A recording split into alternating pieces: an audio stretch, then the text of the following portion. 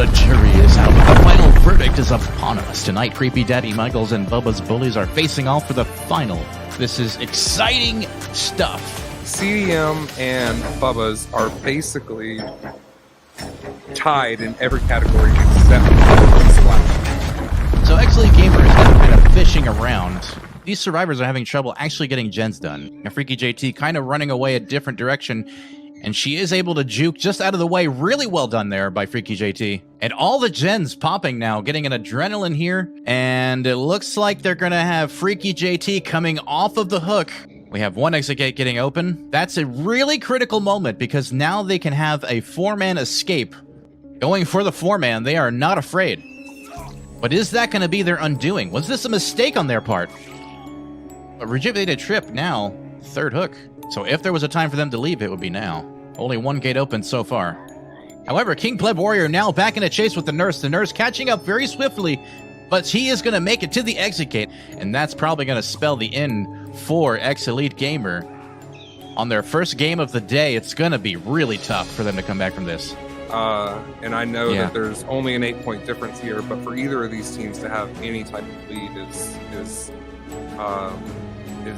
saying something. It's massive. It is saying something.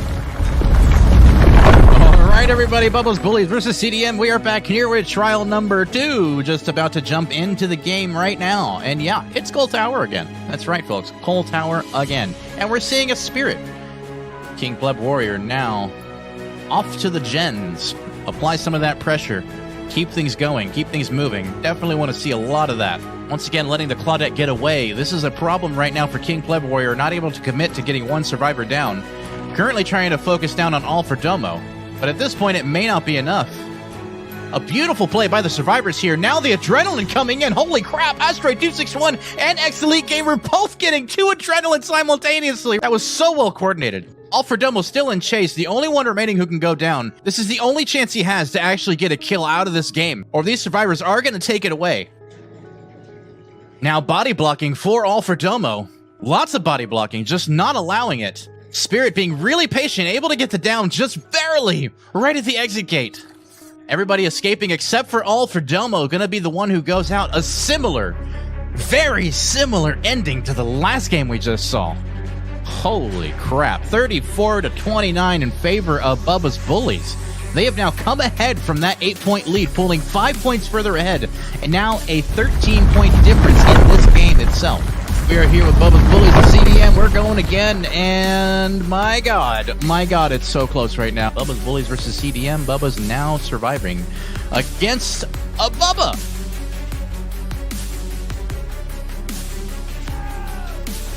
Dropping that pallet really early. Smart plays here by the team, playing it extra safe, extra cautious, not taking any risks against CDM. Getting a hit on X-Elite Gamer. Once again, though, getting only an M1. Not able to achieve a chainsaw. I haven't seen the chainsaw come out yet. King Pleb Warrior now closing in on these 2 survivors that just unhooked. Trying to go again for the Claudette. He definitely needs to secure a kill here very soon. And that is an insta-down. Seems like there might have been a Devour Hope in play here. Getting 2 players down, now going for a slug game.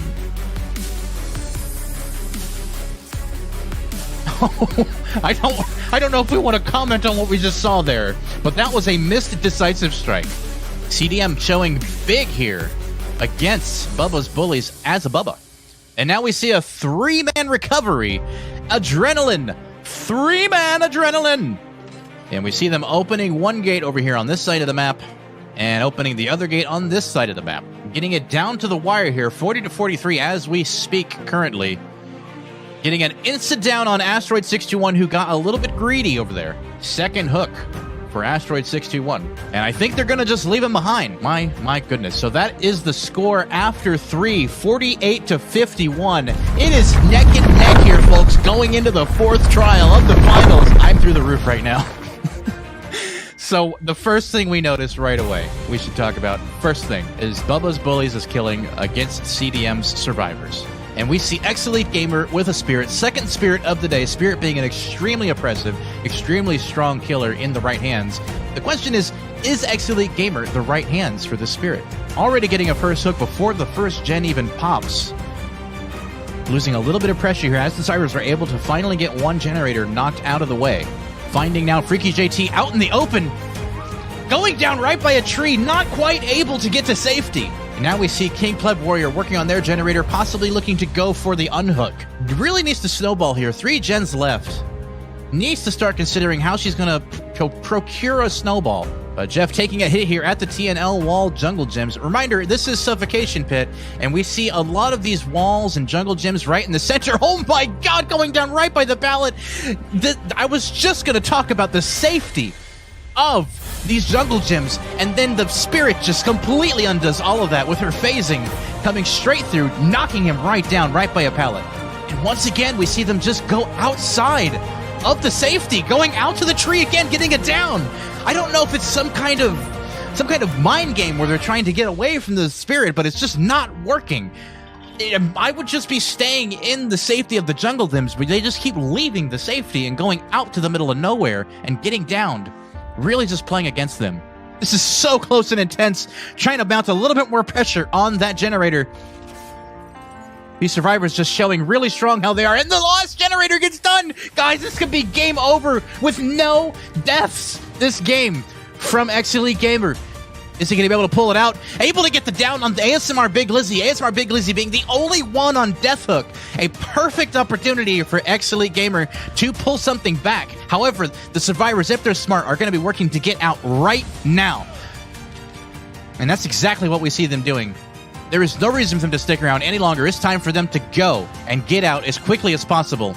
Unfortunately, it does take 16 seconds to open an exit gate, which means there's just enough time for her to mount a little bit more pressure and maybe even out the score here. Now chasing Rejuvenated Trip behind the Suffocation Pit, but then leaves it. Going instead for one of the exit gates. One of the exit gates already been opened, the other one now being opened as well. King Pleb Warrior seeing his way out. I think this is going to be it for X-Elite Gamer this season. Only going to be able to secure the 1 kill. It looks like that's going to be it. No matter what she does here, it gets the speed boost. He's going to get out. Yep, that's it. He's able to get out very easily. Quick and swift. Goodbye. All 3 survivors escaping. CDM looks like they're coming out pretty strong ahead in these tallies. Guys, I think this could be it. I think this is it. I think CDM's going to be the one who takes it home tonight. These scores are being tallied right now, and that's just about the end of the story this season, with CDM getting 70 points and X-Elite Gamer 64. Sam, is that the final score? Yep, that is the final score. That is the final score, ladies and gentlemen. 70 to 64, only a 6-point lead with CDM taking it. It was just so close all around this season and this match altogether. It's just...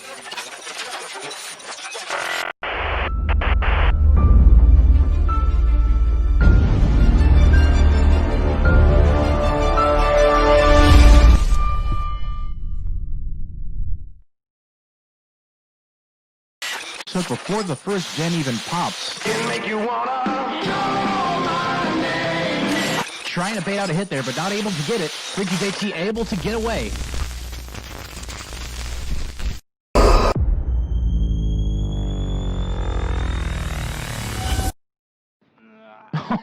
That was a missed decisive strike.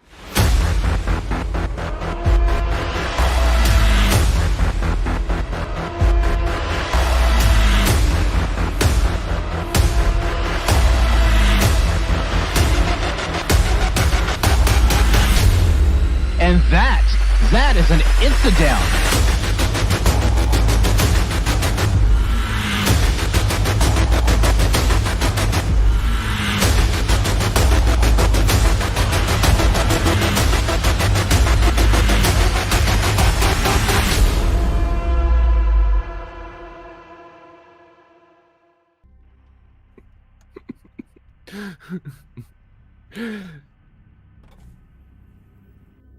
Welcome back, everybody. This is Vigo's Court. We got another game today. I'm your host and Judge Little Rugard, and with me is Counselor Poggy. Let's see what we got on the docket today. What? I'm sorry, What? I've been ignoring him all morning. He told me to ignore him. Poggy's been ignoring me, guys. You should punish him. Anyway, today we have division rivals Loop Artists versus Flops, and they're going head-to-head on Sanctum of Wrath. This map has 156 square tiles, 9,984 meters squared, 6 minimum hooks, 11 maximum hooks, 1 permagen, which I believe is in that center area. I don't think I've ever seen that not spawn there. And this is part of the Oni DLC, right? This is part of the Oni came out with DLC. Oni. Yes, it did. Yeah, this map came out. It was spicy. I loved playing this map when it first came out, and everybody was, psyched about the fact that the totems look at you when you turn back to them. And it's like, oh, that's so scary. Honestly, it's a very flavorful map. I like that map a lot. I don't know how I feel about playing on it necessarily, but I like the aesthetic of that map. Anyway, I haven't been invited to anything yet, so I'm just sitting here in a lobby by myself. I feel so alone. Well, I guess we'll take this time to talk about, we got more commands, guys. If you want to do exclamation point commands, show you a couple examples. We have exclamation point Patreon, exclamation point RU for me, and my favorite one, exclamation point Poggy. And yeah, we got commands working. It's pretty great. We had some problems last time. Sorry. And there's also a command for every single team. So if you know a team's initials, like 4 Dwights, 1 Locker, or OOD, you can put exclamation mark 4D1L or exclamation mark OOD, and it'll send you a link directly to their website page on our website, so you can get all of their current stats and standings for each of the teammates that have played so far. Now, we will be going over stats next week and the week after as we start to get them in. We do have stats. We're keeping track of every single player in this league consistently, and we are making sure that we have all that information for you lovely fans out there. I like it personally. I'm excited to see some stats going up. That is one of the big things that analytical mind. Yeah, exactly. We're both analytical. We like stats. We like seeing how people match up against each other. It's bragging rights at the very basic. And after that, you just get to. I'm sorry. I have a Facebook following, and some of them are here in the chat sometimes, and they've been wanting me to shout them out because they were like, "Gosh, you never notice me," and it's like, yeah, I'm usually distracted, but we're not in a game yet, so I'm not distracted yet. And I wanted to just let her know we're here and alive, and I actually know she's here. Thank you for coming. We have a and good to see all the rest of you as well. Poggard redeem, huh? What redeem? Oh, this one? High five. Yeah. There. It's really hard to do that. Yeah. It really is. I think now that I know where it is, let's try to let's ready 1, 2, 3. That was it. I have a delay. I'm on Discord. It's a delay. Oh no. Yeah. Okay, I will delay myself. I will okay, 1, 2, 3. God, you're still there's no way the delay's that long. Come on now. There's no way. That was like a 2-second delay. 1, 2, 3, go. I quit. Oh no! We can't. It's like a 4-second delay. Yeah, we can try. We'll work on this. This is first time implementation. You guys found the fun stuff. Wow, yeah, Nightbot. What did Nightbot do? I didn't even mention that. Somebody found it though. Nightbot. What did Nightbot do? Nightbot doing something wrong? Apparently Nightbot doesn't think we exist. I don't know why Nightbot would ever think that. Poggy fans, I appreciate that. It's not a lot. I don't have a ton of fans. I'm not super popular, but there's just a couple people that support me consistently, and Brittany is one of those people. She's in here, and she donates to my stream all the time. She's super generous. Yeah. Dope. They did the high really five. Nice. Pogger is officially official once again. You want to get banned? Oh, no. We'll ban you. Oh. Uh-oh. Poggy bringing out the belt over here. Anyway, so Sanctum of Wrath. I got to play on this map a couple days ago against Loop Artists, and this map is a lot more than I had given it credit for at one point. There's a lot more mind games in that center area than I would have thought. Not to mention, I almost feel like that center gen has a degree of safety to it. I might be wrong about that, obviously, but there's so many escape points. As soon as you see that they're going, or you get the comms like, hey, they're going towards the center gen, there's a ton of bailout points. You've got multiple vaulting points. You got multiple just runaway locations. You got multiple drop points. Seems really safe. That said, you should probably pop it first to split the gens up. So Yeah, I just got word from our chat that the lobby is bugged, so they're going to be restarting the lobby. That's fine. Thank you very much for letting us know. Actually, go ahead. Actually, y'all are wrong. That is not the priority gen on that map. Really? Yes. I would have imagined it would be. No, okay, I Boomer. can draw a diagram and prove it, but it is Please. not. No. It does let's not go. actually prevent. I'll put you on cam. Prevent a 3-gen. Right. I will put you on cam right now, and so you can share your screen. Diagram. Maybe put paint up on the screen or something. MS Paint. Yeah, MS you're Paint. You're using a Mac. Never mind. Fuck it. Oh no. But hey, you want to prove me wrong? You want to prove Rugard wrong? You go right ahead, sir. No, I actually believe Sam on this one. Sam is pretty adept at these maps, and so I would actually take his word on that one. But which has which 3 on one side, 1 in the middle, and 3 on the other, and there's 2 maps that do that. Right. The middle gen actually does nothing for you, almost nothing for you. It's probably the 3rd priority gen. What you want is you want to pop the middle gen on either side. I gotcha. That makes sense. Because what you end up with is if you pop that middle gen, you have a 3 gen on both sides of the map. You see what I mean? Okay, so that's fair. You don't actually prevent the 3 gen. What you want to do is you want to have 2 and 2, and then pop the middle gen, giving you 4 corners. This is some big brain stuff, like 9,000 IQ stuff that I can I know what he's saying now, but I hadn't considered that as an option. But now that I do, I'm going to pretend like I knew it the whole time when I do the commentary later. Thank you, Sam. Chat is wanting a diagram drawn, Sam. Chat will not be satisfied without a diagram. Someone buy me a new computer and I'll draw a diagram. Or we can get your Raspberry Pi. Will that work? I don't think Sam would know how to use one. Hell, I don't even know how to use one, and I've done programming before. Really? I mean, I could do it. Difficult. It's I could basic. learn it. Yeah, it's not like it's super complicated, but it's just I would have to relearn Unix and shit.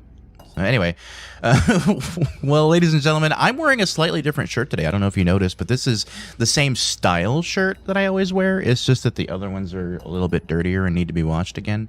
And this one's actually...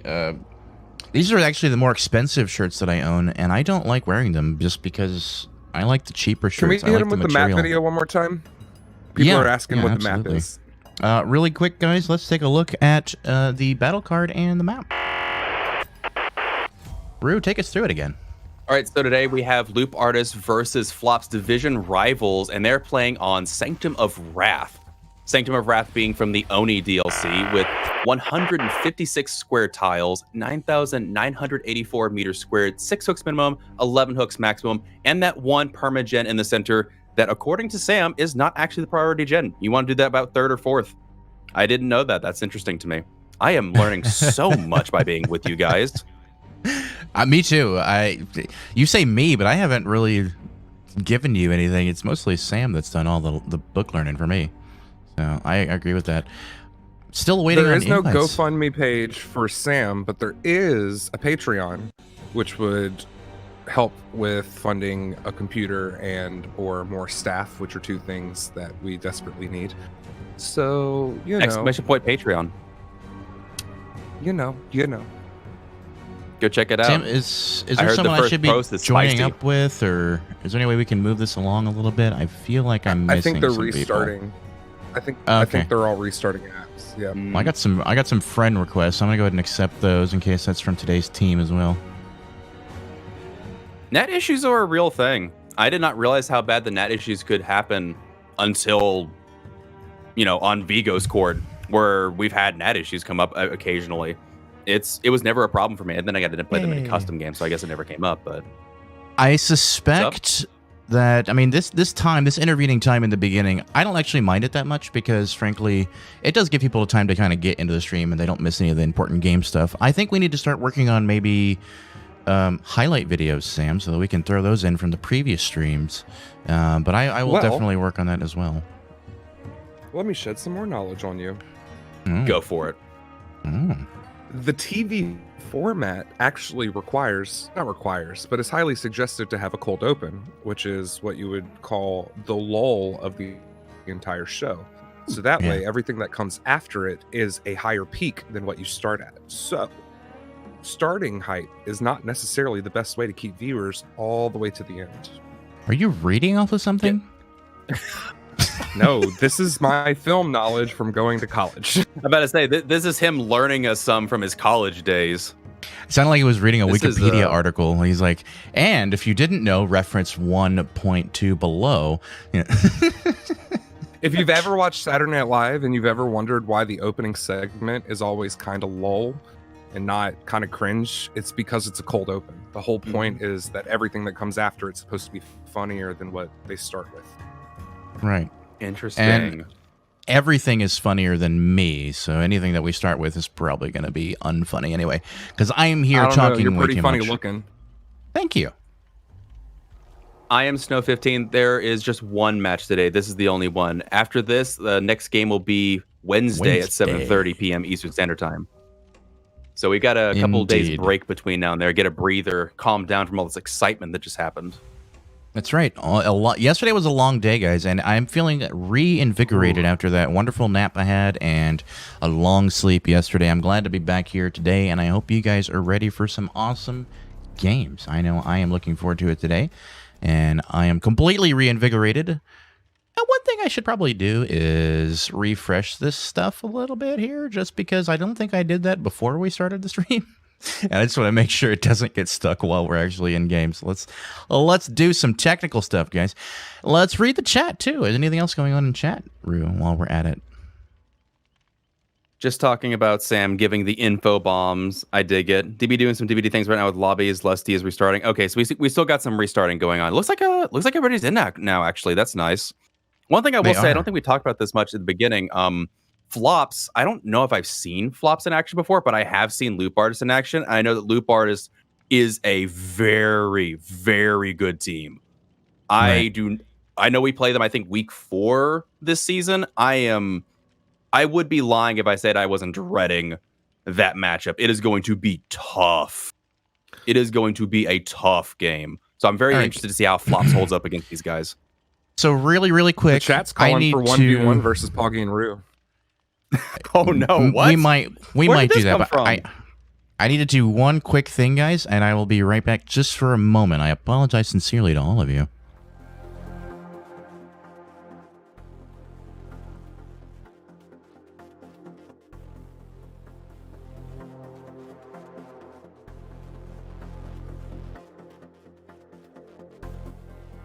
I'll put this on the main scene. Hello, we're back. I'm done. We got it. We're covered. I told you it wouldn't take very long.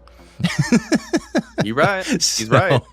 We have 2 medkits, like you said, and also 2 Claudettes. Can we just point out there's 2 Claudettes in this? I love Claudette, by the way. She's my favorite, and I'm pretty sure we have some kind of affair going on. We see a flashlight and a toolbox. Once again, with the flashlights, can we talk about flashlights again? Because have we seen any use of a flashlight at all? Not in the way of getting a flashlight save. We also haven't seen a hag this season yet, so no one's brought out the hag.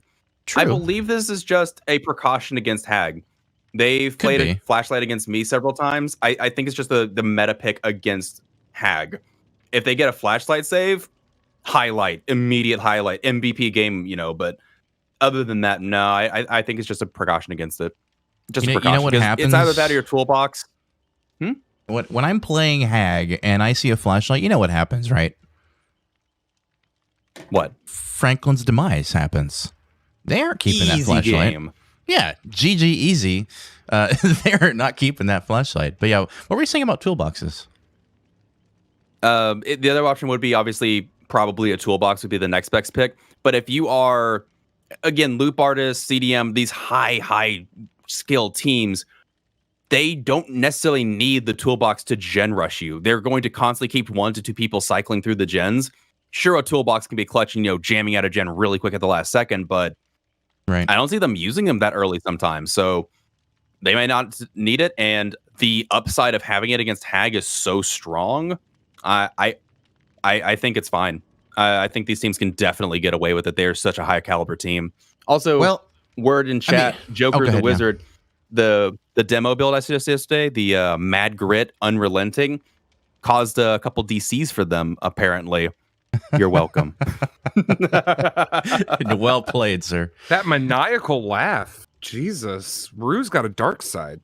Have you seen me kill people in game? Yeah, you have. Yeah, I have. Specifically against Siphon. Yeah, I don't want to hear it. I don't want to hear it. Well, what Actually, I was should I gonna say no? I haven't specifically against Siphon. Fair. I don't even remember what I was going to say now, but it was relevant. Anyway, Joker the Wizard says, yes, Poggy, Franklin's and Hoarder. Exactly. That's a new thing I've been trying, Franklin's and Hoarder together with Hag, and it actually works surprisingly well because of the information you get. But, ladies and gentlemen, we got us a team all readying up, and I do have several of them, and we'll talk about that more in a minute. All right.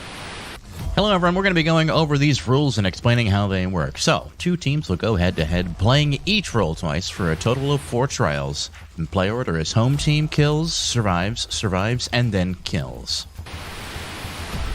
In addition, teams get points in the trial for objectives, escapes, and hooks. And teams can't bring or use keys, iridescents, event items, or add-ons. Survivors can only bring 2 of a perk or item. Survivors can only bring yellow and brown items, and BP bonuses are awarded post-trial. Broken rules may result in penalties or restarts.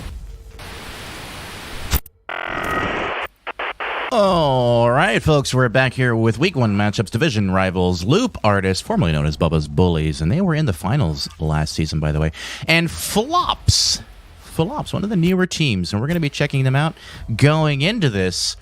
And ladies and gentlemen, I don't know if you're ready for this. I was born ready, I think is how I want to say that. Absolutely. I am feeling Real quick, did they load in with and 2 happy Claudettes? and ready. And yes, they did, sir. That's Is 5 that points against off. the rules? Oops.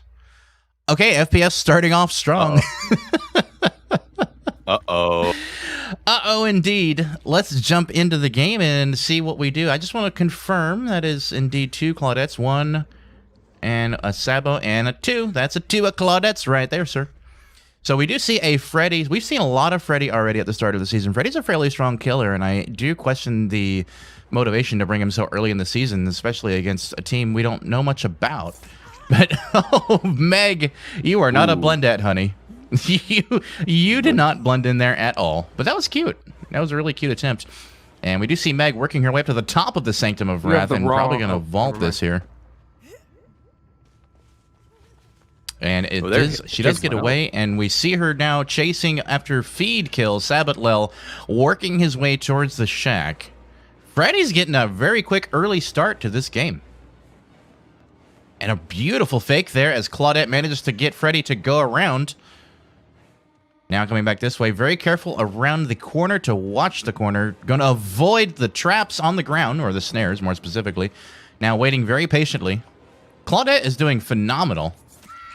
But then does go down. This pallet is semi-safe, and she did make a bad read. But she did really good around that. And did buy her team some time to heal up and work on some generators, as we see them doing right now.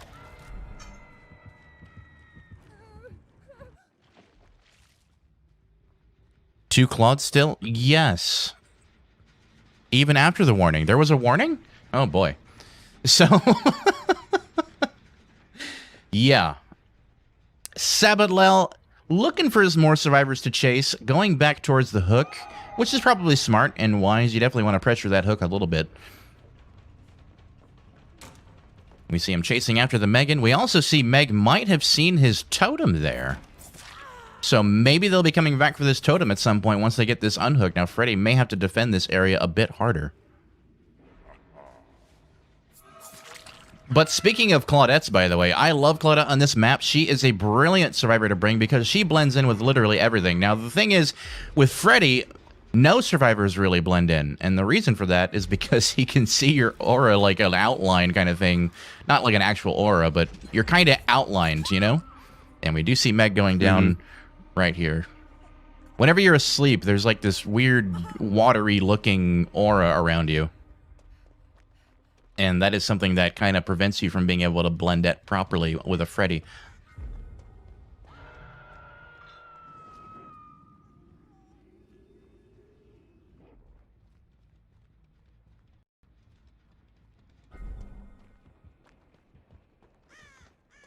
Where's Freddy? What's he doing? Who's he chasing?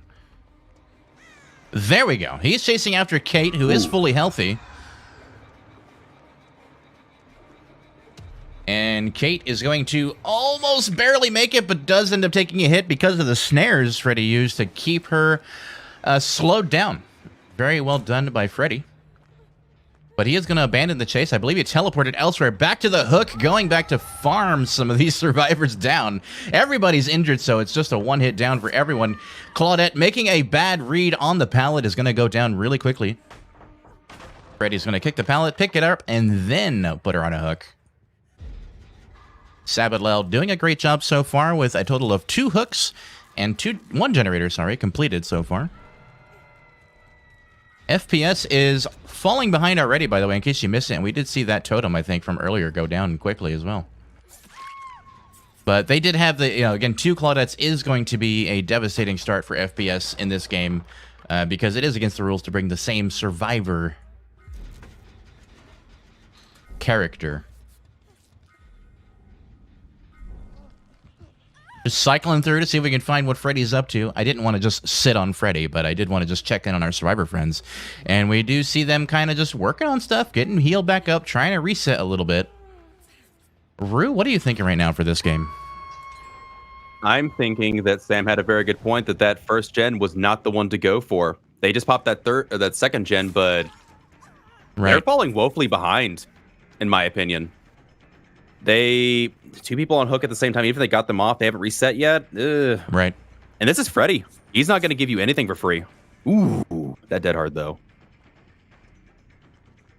Sorry, I just really like that dead hard. No, that was a really good dead hard. I was going to let you comment on it for a minute. I just wanted to see you roll it. But, I agree. That was one of the greatest dead hards we've seen so far. Some dead hards we've seen have been, out to nowhere, and that was a really good one. Oh, okay. I was going to say, why didn't they go to... They're not asleep. That's why they didn't get the... Right. Yeah, she's not currently asleep, and so she's able to run over snares without actually hitting them. If you didn't know that, Freddy's snares only work when you're asleep. Some people don't know that. Can you imagine if it wasn't that way? Oh, my word. And now we see Heavenly in a chase at a very unsafe loop and is maybe going to go down. No, getting the stun on Freddy. Well played. Now, again, not a very safe loop. She might have been able to have Freddy work his way around there, or Freddy may have been able to get her down if he'd worked around it. But instead decides to kick it. I probably would have stayed on that just for a minute to test her. Not like a full minute, but you know what I mean. Mm-hmm. And Freddy may be able to get her down here. There's really nothing over here. No safety, no nothing. A little bit of a 360, but not enough. Heavenly going to go down right by the staircase. Very well played. Good job, Freddy. And we see now 3 generators completed by FPS. Starting to bring back that unfortunate score that they have. Freddy doing a bit of whiffing. Good comeback for them. Yeah, not too bad so far. They're doing really well. At least they're bringing the score up. I feel bad that their score is starting off negative, but I mean, that's apparently they were warned and everything. I don't know what to tell you. All right, let's check in on Meg from her perspective if we can. There we go. No, Freddy is ignoring that, going right for Heavenly's hook. Gonna get a hit on X-Hookah, who was going for the unhook, but not allowing the unhook. Maybe wanting to try to get a confirmed kill. As we see him now hitting Lusty, who goes for the save while using a Styptic agent and taking a 1-for-1 down. Team Captain Lusty gonna be on a hook as well, and X-Hookah also going down. Unlucky. Uh-oh. A double down for Freddy. Very early for this to end for these survivors. They need to get a couple more gens, hopefully, but I don't know. At the rate it's going, we may see Freddy close it out. With only 7 minutes, 8 minutes in the game so far.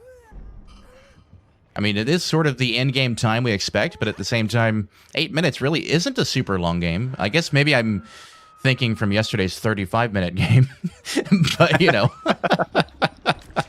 One thing of note too is that they didn't have to leave the killer didn't have to leave that area. They've got gens over there to protect. Right. Letting that survivor die on hook would have been fine with them. Yeah, I mean, that would have been a good play. I think he just wants to avoid losing too many blood points by camping around the hook. That could be a consideration as well. because you will end up losing blood points even if you get, you know, a bunch of hooks and everything just from being too close to the hook. And blood points do count towards your BP bonuses at the end of the trials. True. And we see Feed Kills working her way around one of these similar pallets from before. Let's see if she plays it any better. She does decide to leave it instead of potentially making a bad read. However, she goes to no safety over here and is going to have to dead hard out to nowhere, but it's not enough. Freddy's lunge going forward and getting her down. Very well played by Freddy. That devastating lunge. One day I really want to take it with you guys and just show you how long that lunge is in a frame-by-frame animation, because it is insanely long.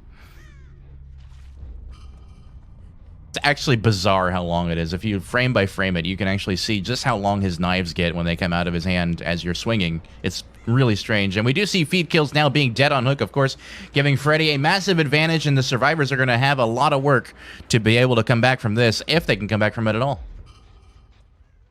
They are working on generators, though, at this time, so maybe be able to get one, maybe two more done.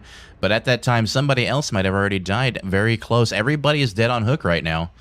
So it's really hard to say what's going to happen. All it takes is one successful down, and he is going after the injured survivor, not quite able to land it at the window of the shack.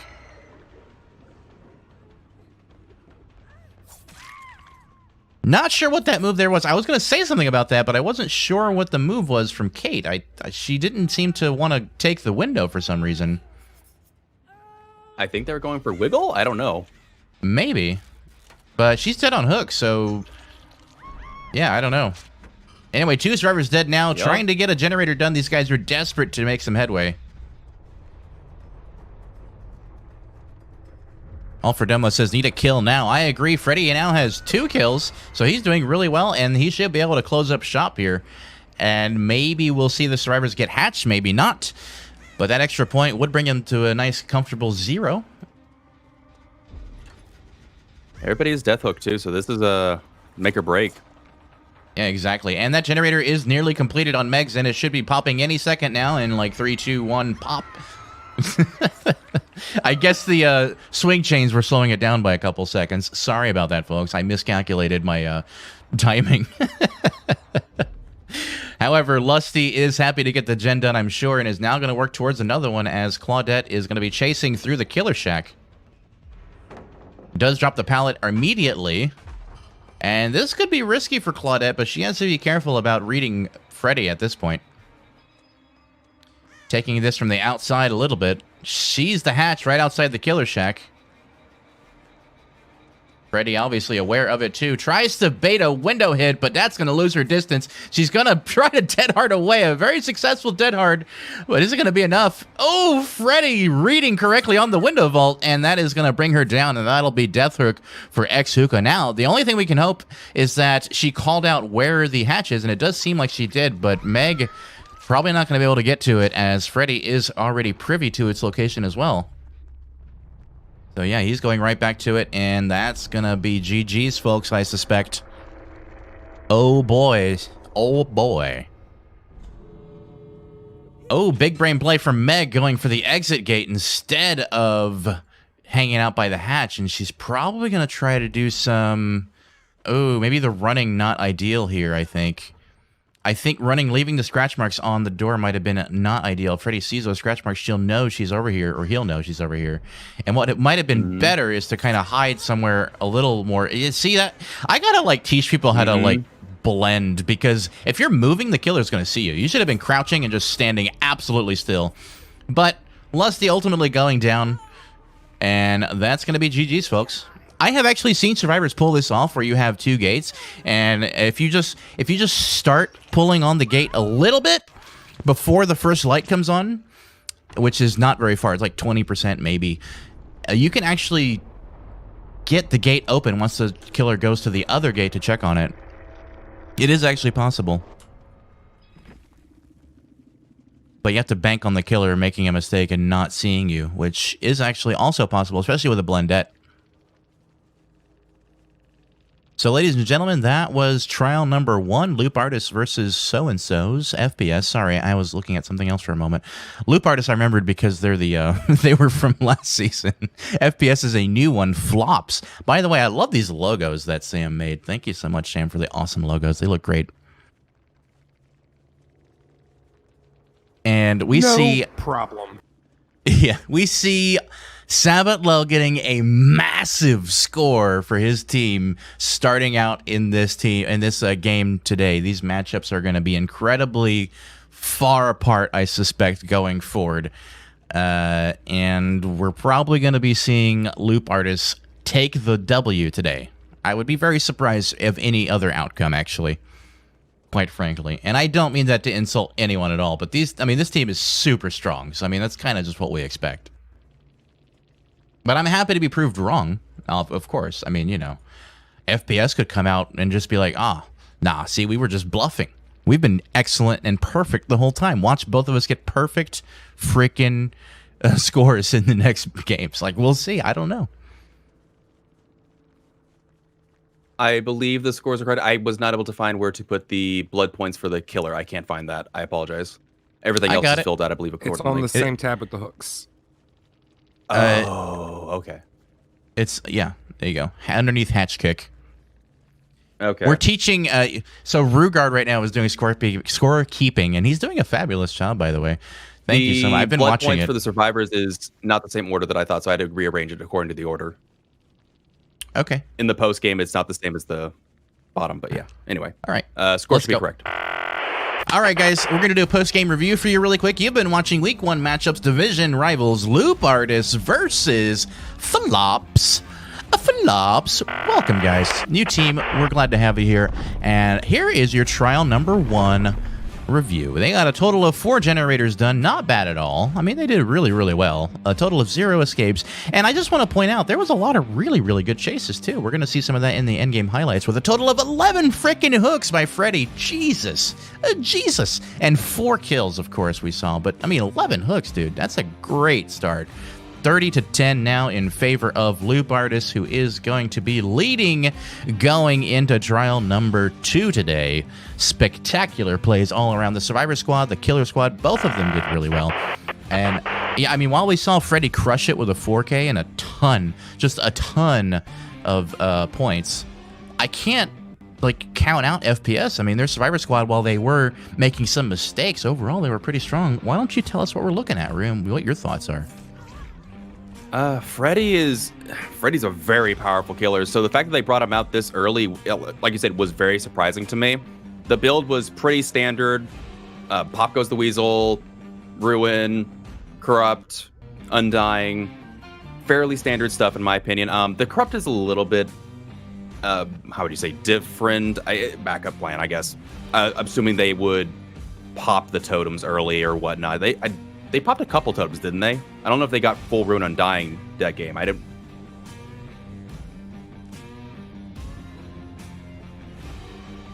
Yeah, that one was probably popped and ended up coming into play. Freddy got good corrupt value, I would say. Got some good early pressure. He, pretty much as soon as he hooked, he never stopped hooking survivors, it seemed like. It was just one after the other. Even at one point, having 2 hooks at the same time. The pressure just never let up. Honestly, the fact that survivors even got that many gens done surprised me. That Freddy was just everywhere, constantly juggling. So speaks to the survivors' strength, definitely, that they were able to get that many gens done in spite of having a Freddy that good. Right. Besides that, I would have to... What's up? Really quick, while you're going, I just wanted to tell you, you're going to want to scroll down to the next section for games 2 and 3. Anyway, continue your thoughts, sir. Okay. Just, where was I? This map... Yeah, they did the center gen, which we talked about at the beginning. Not necessarily the gen you want to do. And I would say after watching this game, I see why. They popped that first gen, and then it was quite a while before they even popped the second gen for themselves.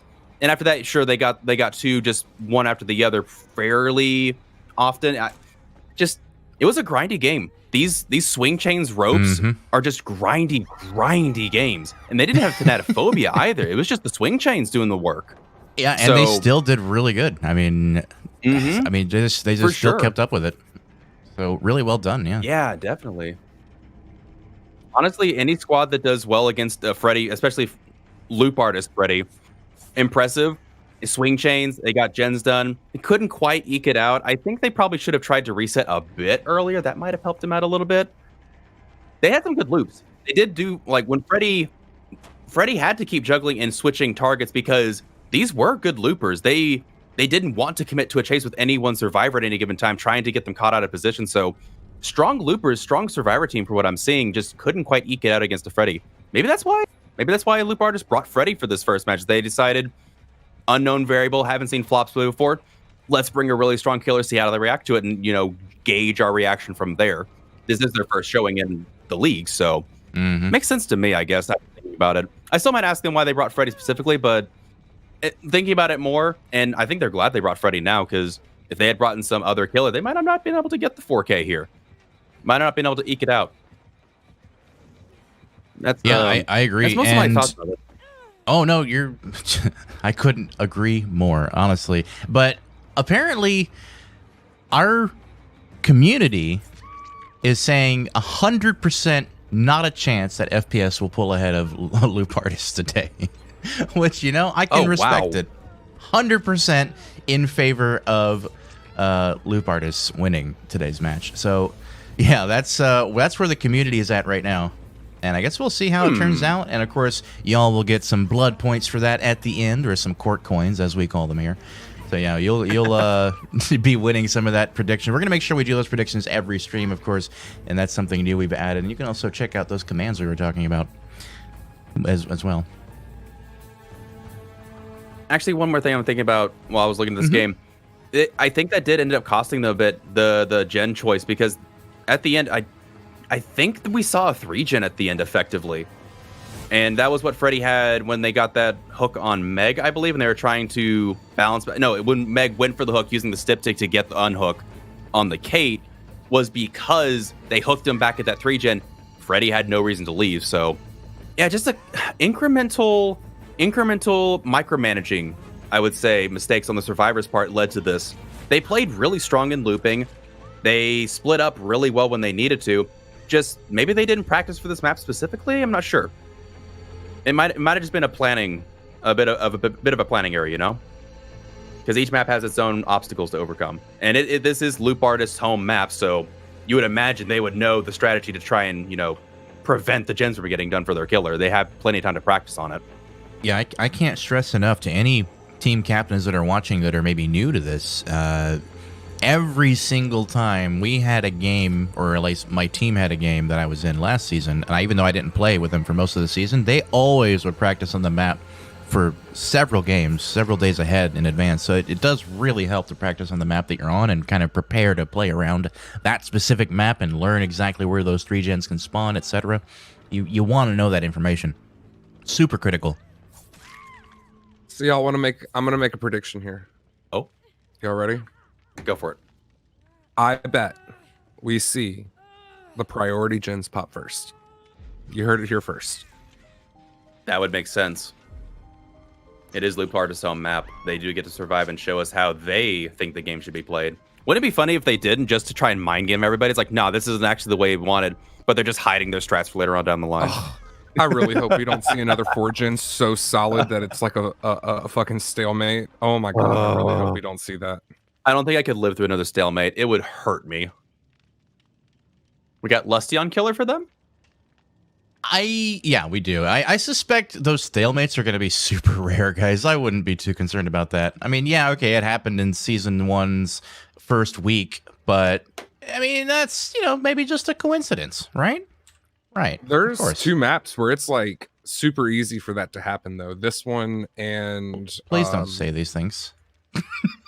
Azeroth's resting place. Please stop. But I don't think, hey, on a plus note, I don't think anybody selected Azeroth's resting place. Yeah, see, that's a good point. Did Nobody they? selected it. No. Azeroth's resting place. No, they didn't. You're right. Okay. Gas I had to Heaven go back was and check. selected. I was curious.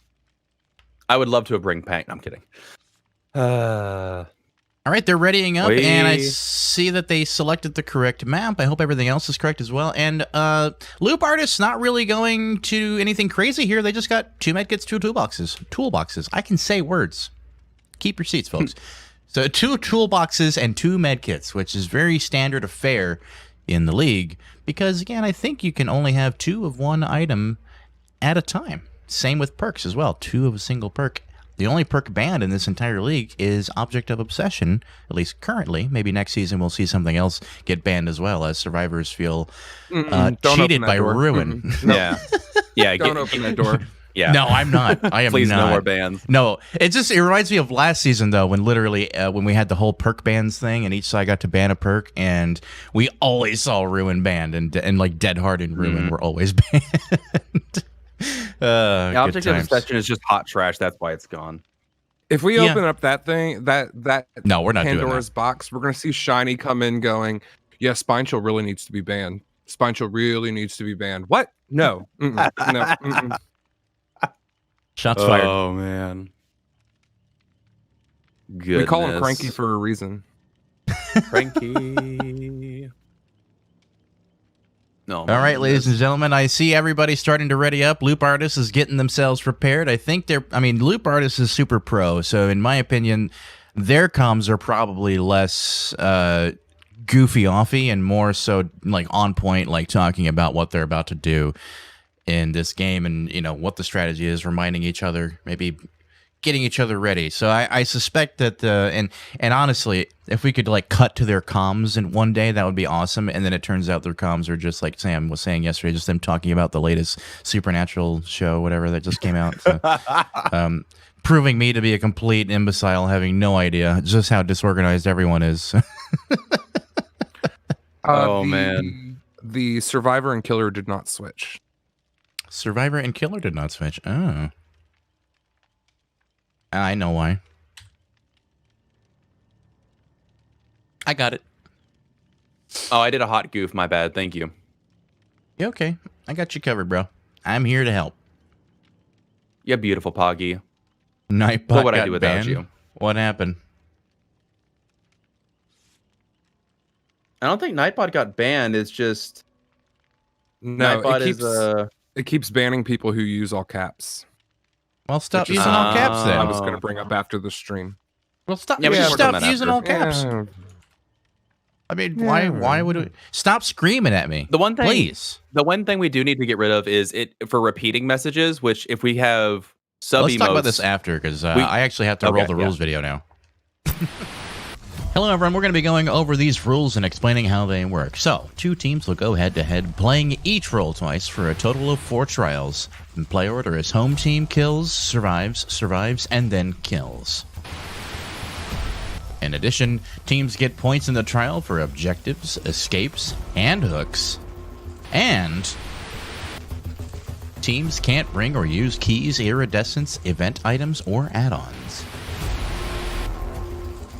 Survivors can only bring 2 of a perk or item. Survivors can only bring yellow and brown items, and BP bonuses are awarded post-trial. Broken rules may result in penalties or restarts. Okay, ladies, gentlemen, and other, we're here, Week 1 matchup division rivals, Loop Artists versus Flops, and we're going into trial number 2 right now. And we'll be in just a moment as the game loads itself in. It's at the very end of the bar, but apparently it's not actually fully loaded because the bar is a lie. The bar is a lie, folks. It is a lie. You are correct. It is. It's completely. There must be like 1 pixel we can't see where it's just, you know. It's a lie. No, Sam. No, we're going to stop that now. Okay, we do see a hag, which is unfortunate for the team because they didn't actually bring a flashlight this time, which is funny. But it's like the first time we haven't seen a team bring a flashlight, and then the first time we also see a hag. So we'll see how that works out for these guys. But Loop Artist is super pro, so I think they can handle a hag just fine without one. She has a lot of counterplay that doesn't involve flashlights, and if you don't know that, it's because you haven't watched my YouTube channel where I'm a hag main and do tons and tons of hag videos and talk about all these counterplays against hag. And oh my god, already getting a totem out of the way, and hag, I think, feeling it a a bit pissed off about that, going right after the guy that did it. She is wanting some revenge. That early totem could benefit these survivors very strongly. Now, we do see her web. Her web is basically just the arrangement of her traps on the map, and we see that from the beginning where she started, way on that side of the map, all the way through the middle. Oh, those are really close together. I don't know about that, unless she canceled it. But, yeah, those traps all the way through from one side of the map to the other. Not quite able to get an ITH on that one, unfortunately. We're going to try to just follow Hag for a moment. We see them kind of walking around slowly, looking around for potential traps. These survivors being extra cautious. They are not screwing around, and they don't want to go down to traps. And we see her trapping the other totem as well, which is probably smart, trying to save that totem.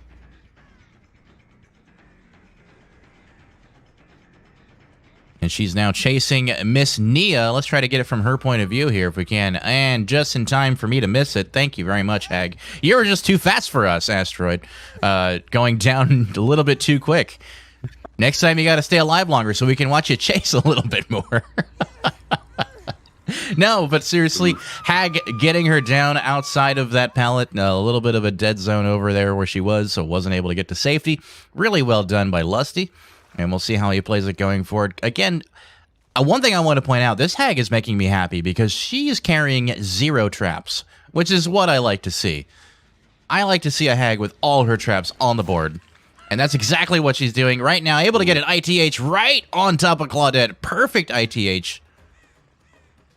And Hag potentially working her way into a trap, but right on time getting a Styptic agent. Perfect play also by Claudette, but not going to be enough. Ex-Elite Gamer going down super quick. Oh my goodness, this is going to be devastating. Getting a down and a hook quickly, and one generator done. Could Hag potentially snowball here if they're not careful? Yes, they could. Ex-Elite Gamer trying to get himself up, and we see Lex working on his gen, just holding down that button. Not relinquishing any of that pressure on that gen. Sabatlel going out to a strange location to get some distance, but Hag is a little slower, so she does have enough time to get to some safety, working her way to, a nice ITH on Asteroid 26621.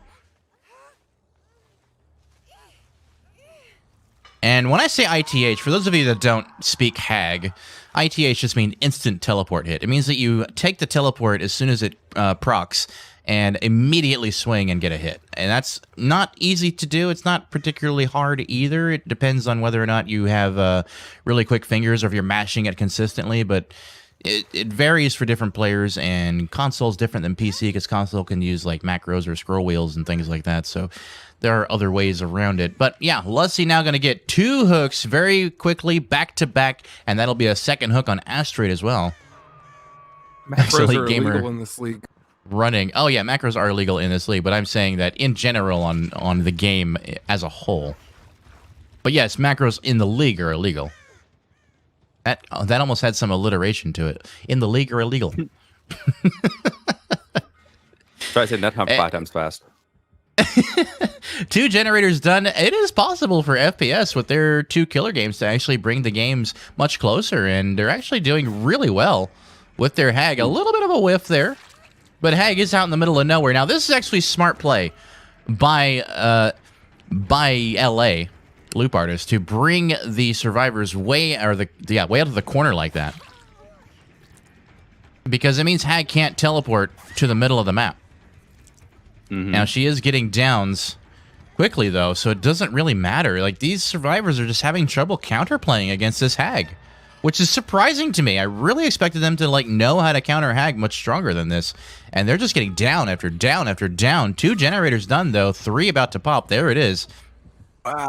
But Asteroid down again, and Asteroid's dead on hook. A kill right now would be perfect for this Hag to counter that game. It's like an answer. This is an answer to that first game we saw where they're saying, no, we're going to do to you what you did to us. And are we going to see them do it twice in a row? Are we going to see 2 games like this? I don't know. Flop's definitely making a statement here.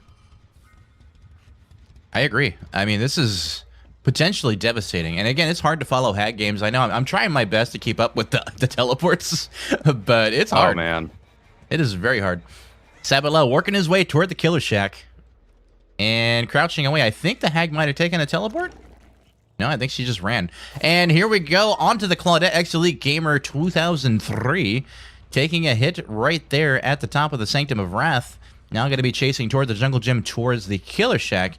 And of course we see Nancy as well leaving the Killer Shack.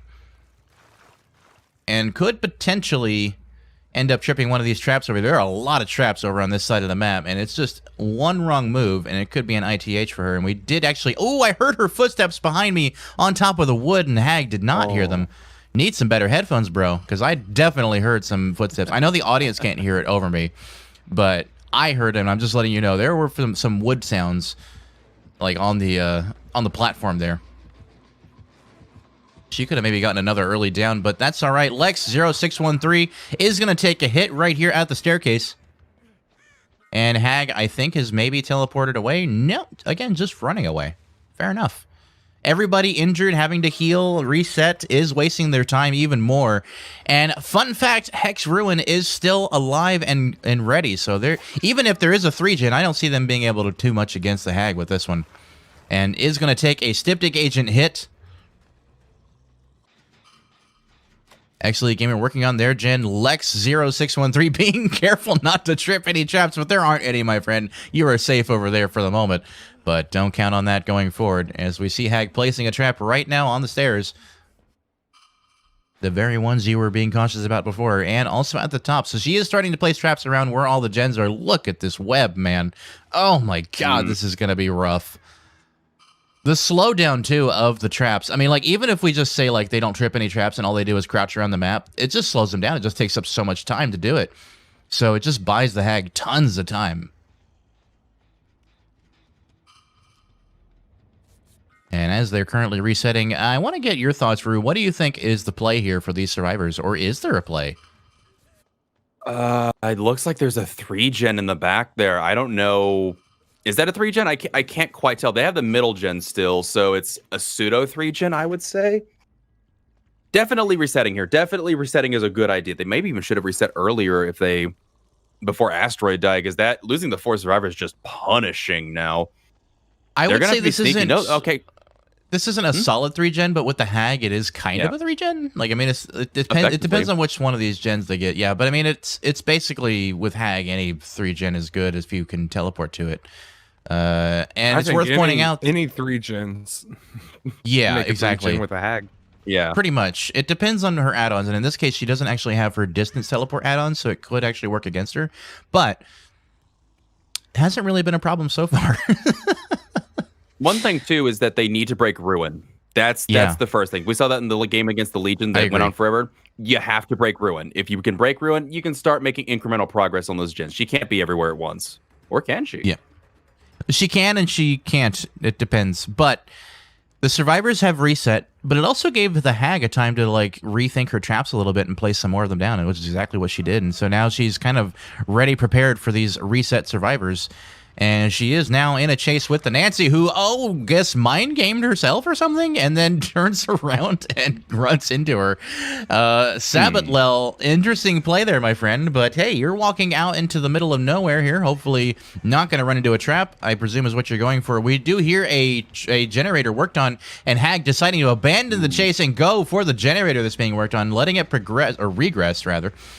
As we see him now chasing after the Ace, who is going to get a pallet stun.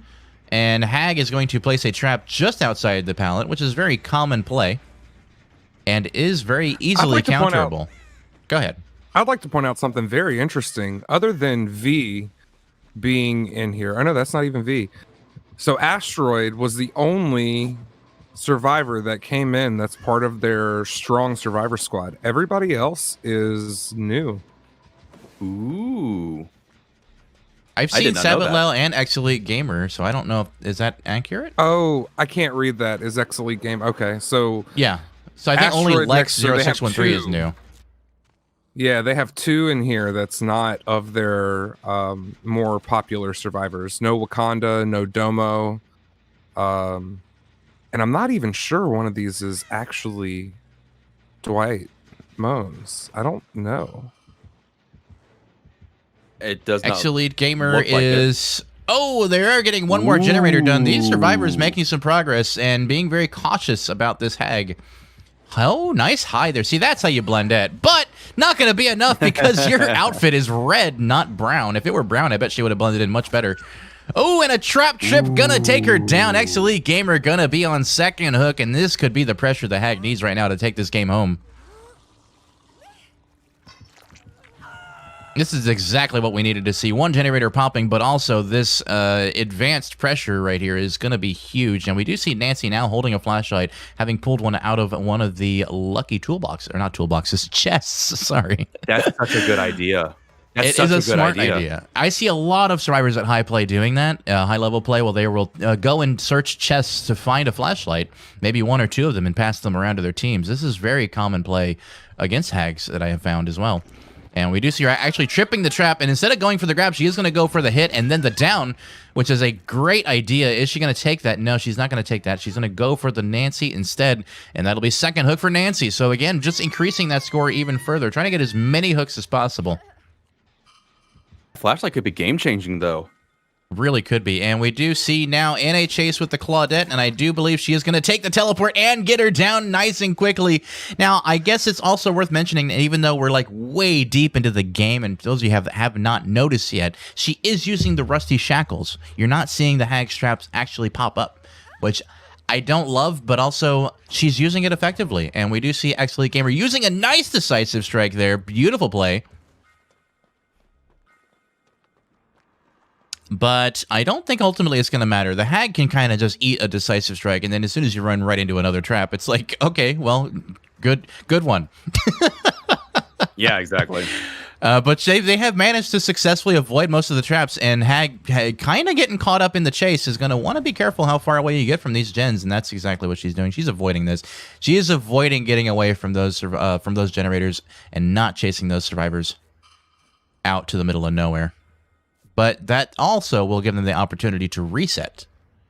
We see Nancy crouching around the killer shack, working her way possibly to a generator. Such a grindy match. Very grindy, but I wouldn't call this anywhere near a stalemate. It's a long game, but it's nowhere near a stalemate. This is going to be somebody's game. I don't know who yet, though. It's ultimately going to come down to who's more immersed, I suspect.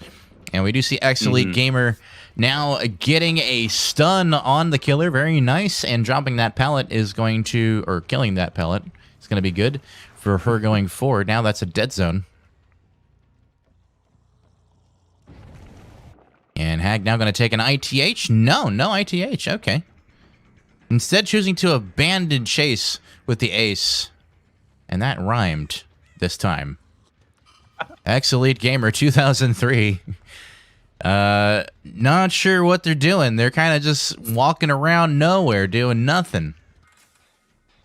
And Lex is, though, working on a generator upstairs on the Sanctum of Wrath. While Sabbat Lel is, again, also going around doing nothing. Possibly in a chase with Haggis. She has found some scratch marks, and the entity seems to think that Hag's in a chase, but she doesn't actually see anyone yet, so... This track, by the way, on the soundtrack is called Entity Brain, and there's like some lore behind it that people say it's like, oh, well, the entity saw the chase. That's really all that matters. Oh. Okay, then. Yeah. So, Lusty dropping another trap there, and these survivors are doing exactly what I've talked about before in counterplay against Hag, which is going to the edges of where they know the traps are and tripping them as they run out quickly, which prevents ITH hits. However, Sabbat Lel tripping a trap and getting a hit. This could be a down for her if she walks into this one. Oh, don't go left. There you go. Nicely played. Hopefully she avoids that. I don't know if she knows it's there or not, but she did manage to avoid it. As we see her now dropping the trap, she leaves this. Now, you don't have to leave these pallets. She's going to go down. I think this was a mistake. Oh, but Hag swinging a bit early. Is she going to get her here? I think she gets her here. Oh, not again. 2 whiffs in a row. She is struggling. These bushes are hard to see around, so I think that's what we're seeing right now is those bushes giving her a hard time. This could give the survivors the time they need to finish that generator. Let's check on them really quick. Yeah, they are going to finish it. and maybe even get an exit. Now, Hag is going to have to either trap the exit gates or I don't know, but this is going to be a death hook for Sabatlel. So if you haven't seen it already, there is a video on my channel that says it's called like Top Secret Hag Tip, something like that, and it's basically you don't have to leave those pallets. You can stay at those pallets and let the Hag just trap it and come around. I'm not going to go into detail on it here, but it's not super complicated, but it is a way to counterplay that Hag doing that. You don't have to run away. Anyway, they are going to get a 2-man escape and a 2K. That is a pretty even game right there. Not going to lie. That was intense. Really intense. That's a pretty even game. Look at that asteroid score, 3,889 points. I think that's the lowest I've seen in a league game. An asteroid's supposed to be really good, so that's saying something. Can we get a build review from our good friend and colleague Rue? Save the best for last is what was my first. I would say it's the first thing I noticed when I saw this build was save the best for last. I personally do not use save the best for last. I don't know about you, Poggy. Being you're a Hag man, you know what's up. I do use save the best for last. I've used it occasionally. Yeah. Oh, you do? Not frequently, but I have used that build and I do like it. I just don't run that build right now. But yes. Okay. Yeah, I've run it occasionally, especially when I was learning Hag the first time. I would use it. I don't know. I couldn't get into it. It was not my preferred method. I prefer bringing Sloppy or Franklin's. In this game, it looked like it went fine. They had the add-on. What is it called? Swamp Orchid Necklet that lets you place your traps faster. I think that's the meta called because you just want to waste as little time as possible during your early phase corrupt. I think it worked out okay. I think the big defining factor was after they committed to that chase, it was just too long. They committed to the Nancy chase too long, and the other two survivors jumped on the last gen and banged it out. If it hadn't worked that way, the Nancy found the totem. They could have tried to work back, get that totem popped, and still maybe managed to get an escape. But all right, let me stop you there for a minute because I love that you're getting into it, but I want to make sure we get the score right and we move on to the post-game highlights so we can take a look at that. But did you get it all in? I went ahead and put in the last score of the survivor there. You're good to go? Score is correct, yes. Okay, let's do our post-game review and we'll be right back with some highlights. All right, folks, you're watching Week 1 Division Rivals Loop Artists versus Flops, and this is, by the way, the last matchup of this week, and then we'll be back on Wednesday, and this is Trial Number 2's review. Gens, a total of 5 gens getting done with a 2-man escape, and like I said, very even game, and a total of 8 hooks. Really well played by the Hag. I mean, just brilliant Hag play, and a total of 2 kills. Now, I feel like she had relinquished that pressure, and that's why she could have gotten more, but look at that. 19-20, barely edging on Flops for that game, but Loop Artist is still leading, and it's showing the Flops logo. God, I'm bad at this. But Loop Artist is still leading going into the next game, trial number 3, and here are the highlights. Rue, talk us through. Where to start? This game was a roller coaster. There was so much going on. Then there was a lull. Then it picked up again. Even though there was that lull, it was interesting to see each other. I hate to keep referencing chess metaphors like we do it so often, but there was a back and forth. Testing each other's defenses. They had 2 gens they had to finish. One of the survivors was dead, but somehow it was still kind of on an even playing field after the reset. And they just kept testing each other's defenses. Can we break through the Hag in this way? Can we get over here? And the Hag kept denying it. They found the flashlight. And I think the flashlight did help them out a little bit. Clearing some of those traps that had been there for a while. The Hags keep placing it here. Hags keep placing it here. And just incrementally, slowly eking out an advantage towards the end. I think the ultimate downfall was probably committing to the Nancy a bit too long. But also, what do you do? The survivors know where the traps are. They have the timing down, like you said, barely touch the trap and immediately go away. Their camera's not being skewed to look at it. Oh, there's a lot to break down from this game. Ruin just did work. Ruin was MVP this game for Hag, in my opinion. And the reaction time. Hag did have a good reaction time. You don't always see that. I'm not the greatest reaction time with Hag, but they were on top of it as soon as a trap popped, immediately over there every time. And yeah, just constantly able to tease these gens and, tease the survivors away from the gens, Ruin doing its job. I don't think that, they didn't go for the 2 middle gens this time. So that might have been what the problem was for them. They didn't go for those 2 middle gens like Sam said. They left that one side almost untouched, and they did the side gen instead of the middle one. That might have been their issue. Creating a pseudo 3 gen, but also at the same time, it's kind of like we talked about in the middle of the game too. Any gen situation close enough, even if they're not an ideal 3 gen, is a 3 gen for Hag. Especially with the range add-ons. They didn't have range add-ons though, which was also kind of fascinating to me. I prefer range add-ons personally because I like to cover a wide area. They went into this game with a very tight-knit focus. Always bring Dried Cicada, man. Oh, that's so important. Or Dragonfly Wings. I think this was just strictly one of the most meta picks you could do. I see the videos from Otsdarva that I've seen that played Hag at comp level.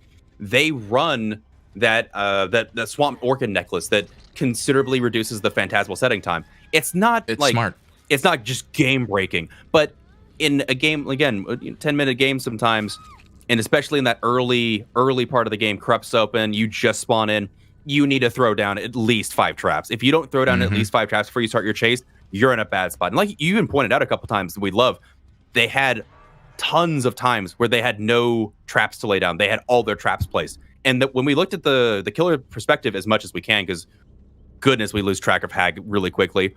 They had a very, very tight web in that one area with those gens. Just really good play all around from both teams. And we saw that in the score. It was 20-19. That's probably the closest game that I've seen thus far. I don't think we've seen a game that was that close in score. Right. Now, it doesn't bring the previous gap that we saw with the previous game that happened, but they get to kill again. No. Maybe they'll bridge the gap still. It was very close. Yeah, I mean, there's so much I could say about Hag games, and I could go on for days, and I don't want to, but I could. So I think what I will just kind of leave it at is, I think that, like you were saying, Ruin did carry the game for her a lot, but that's not a bad thing at all. And I think what happened at the end, the reason she lost it is because she allowed the Nancy to just get so many whiffs on her, or allow her to whiff so many times, and it just wasted too much time. She didn't have time to go back and pressure the gens. Like, that's just what we saw, and unfortunate. But hopefully going forward, they will learn that lesson and be a little bit more cautious about going for such chases and whiffing too many times. That's a very good point, actually. They did whiff a couple times in that Nancy chase. That might have actually broken it, too. That's a very good point. I didn't think about that. Because that was like, what, 3 whiffs? It was, I think, 3 whiffs, yeah. There is something that y'all are required to do at this point. Oh, yeah, that's right. Let's do it. Let's do it. We owe this to you guys. Somebody in the chat earlier, yeah. There you go. We need to get like a sound effect that I can play while I'm doing it too. That's like a or something like that, like a whip sound. There you go. Right there. Right there. Can we just sound bite the whip from Baby Got Back? There you go. That's the best whipping soundbite in existence. I can't do that thing that other people do. I see other people do that, but I can't make that noise. I don't know how people do it. I can't either, for sure. I'm not that talented. I can be like, but not like that. Well, we got most people getting into the game. Let's go back to the clips and let them roll while we wait for these guys to get in. But we almost have the entire team in there. And Lusty is going to be killing for, I believe, FPS is still killing this one as well. So, yeah, we're going to be seeing them go into trial number 3 with hopefully an interesting killer and not somebody like Clown or something. I'd like to see like a... Oh, God, on this map... I mean, why not just bring Oni? I mean, it's like a really good map for Oni. Big open areas, just a ton of way to run back and forth. I love it. And something like that would be really fun to see for sure. I like Oni games. I don't like playing Oni, but I love watching Oni. No, I get you. What do you think? What would you like to see them bring?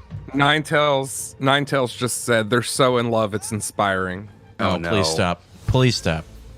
You're going to make me gag, guys. No, we're not. We are not in love. We're just hosts and co-hosts. That's it. Nothing more. We'll never be more. Okay? That there is nothing more wholesome and platonic than a co-host and a host. See? Yeah, y'all are right. I'm just not going to talk about that marriage license I had to witness. Wait, I mean- no, what are you talking about? You're not supposed to know about that. Then you shouldn't have called me I'm in pretty as a sure. witness. I'm pretty sure if you guys have ever seen Wheel of Fortune, you know, like co-host and co-host and host, they're just it. There's completely platonic. Mm-hmm. Mm-hmm. Mm-hmm. He's got a point, nothing more. So, oh, folks, they had some good blinks though. They had some good Blink. Blink. Sorry, Hello? ITP.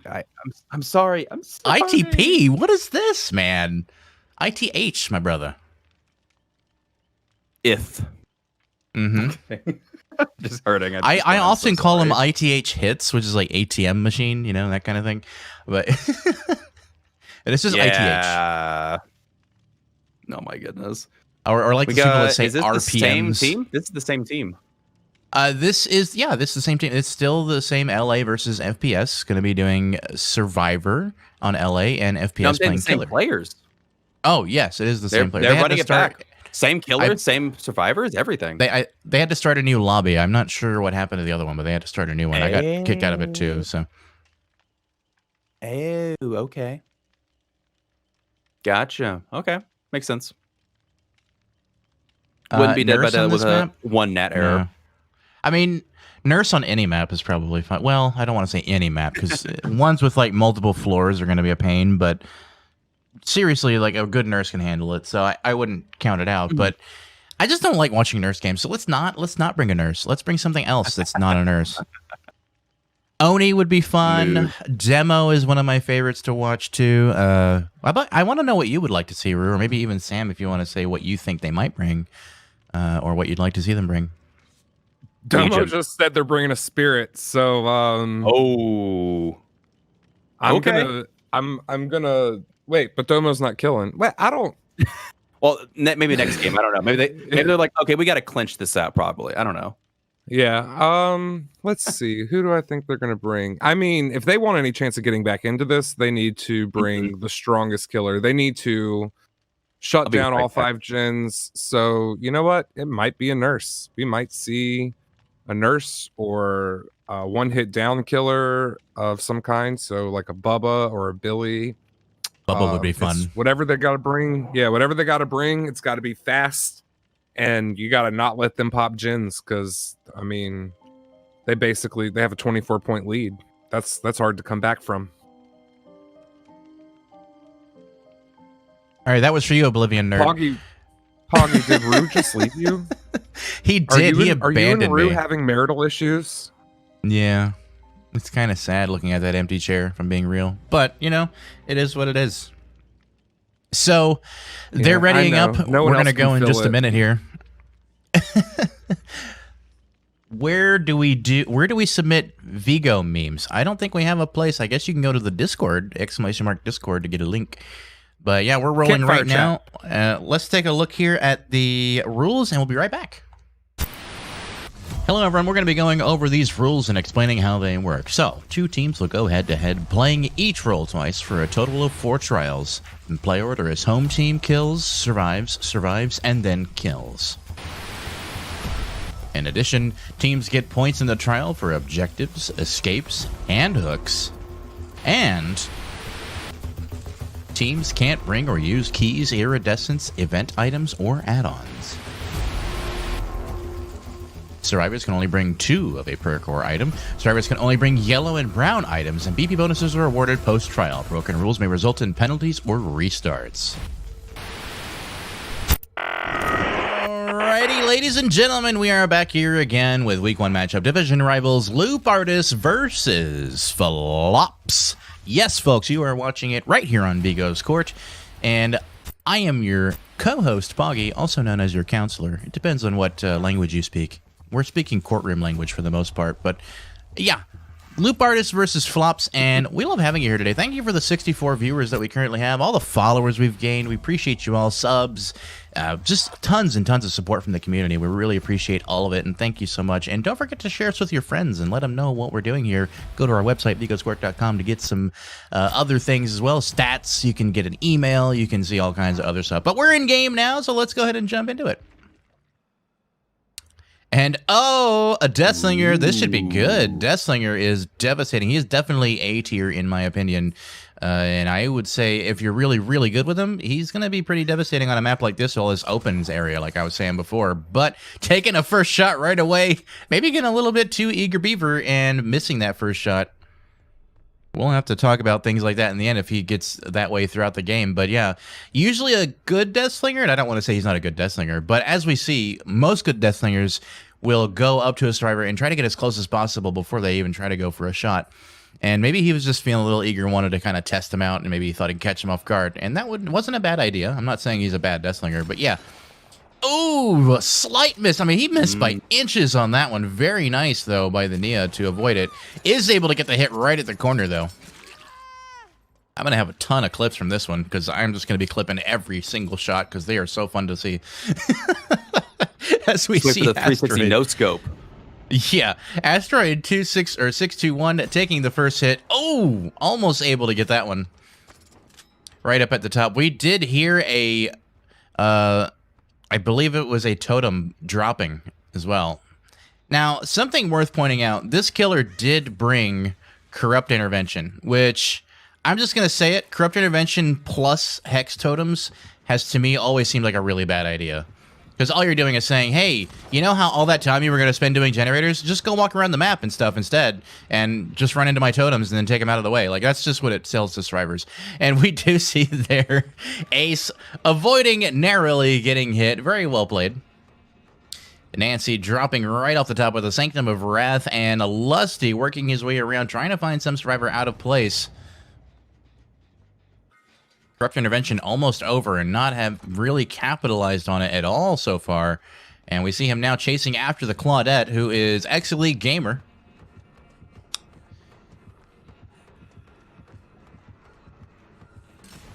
Going to take a hit right around the top of the rocks. Very nice play by Lusty. And Lusty, of course, being forced to go somewhere else or find someone else because they weren't able to get so far away, that distance from the running, and so is now instead chasing after the Nancy on the top of Sanctum of Wrath again, coming down off the other side to the back of the map, taking a hit right in the jungle gym, kind of mind gamed her way into his face. Very nice play by the Deathslinger to get that mind game. Ooh, almost able to nail that shot. We're seeing a lot of like almost shots, and that's probably discouraging for the Deathslinger, but I actually love it. Like, it's just like so close call, it makes you just cringe your teeth a little bit, you know? And we see Deathslinger now going after the Ace again, but Ace, not taking any chances, is going to jump off quickly as soon as he notices the Deathslinger there.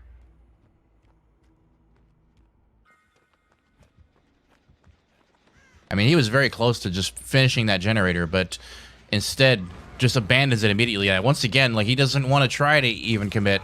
Now, I don't think he would have made it anyway, but we do see one generator complete and takes a hit right at the corner. Lex 0613 gonna be hit, but again, a hit is not really anything for this killer. He needs to get downs, and one generator already popping is going to be troublesome for the Deathslinger if he's not careful with his time. He is chasing after the Nancy, who is injured, but then decides to abandon the chase and is now kind of hunting for no one. See, this is one of the things I try to talk about too, is if you're going to abandon chase, do it because you know where someone is. Otherwise, you're just going to nowhere into nothing. And that Nancy was a little bit too far away for that one. Yeah, I mean, he may have been able to actually catch her over the air if he had stuck to her instead of abandoning, then going back on her. But now we see, of course, the survivors have had time to work on generators and are about to finish another one.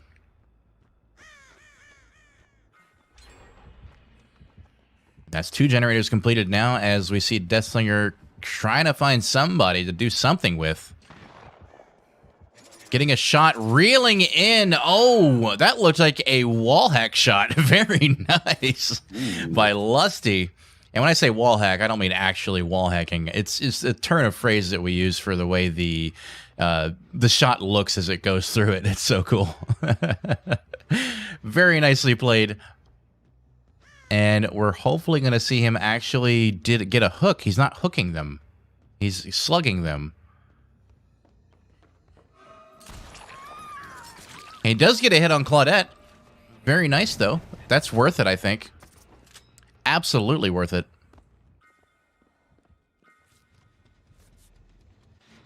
But now maybe he's lost the ace? Maybe? Ace could have crawled away far enough so that Deathslinger can't find him. Oh, this is going to suck.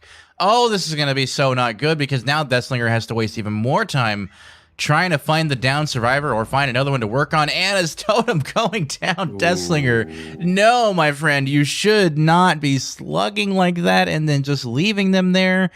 Oh, this is so hard to watch. Deathslinger, we love you. But this is hard to watch. This is tough. Oh. And maybe actually be able to get him back up quickly. Yep, is able to get him up. We'll take a body block for him. And now they both get away. Unless Nancy gets shot at right here. Oh! Inches away from her body. And will allow her to get to safety. Deathslinger missed out on an opportunity for a hook, and another generator gets completed as a result of that mistake. But now going to get the Nancy or the Nia down. Is it going to be a lesson learned? Is he going to go ahead and pick her up now? I do believe he is. You have to not do that, man. Like, I mean, I understand the urge. I get it. I know you want to slug. And you want to slow so you can get more downs. But the thing is, if you don't know where survivors are, you're going to be hunting, and that survivor's going to have time to crawl around and get lost. Especially on a map like this where grass is just abundant. And unless you have something like Deer Stalker or some way to track them, you're going to lose that survivor. But he does finally get one hook on Asteroid 621, which is good for him, of course.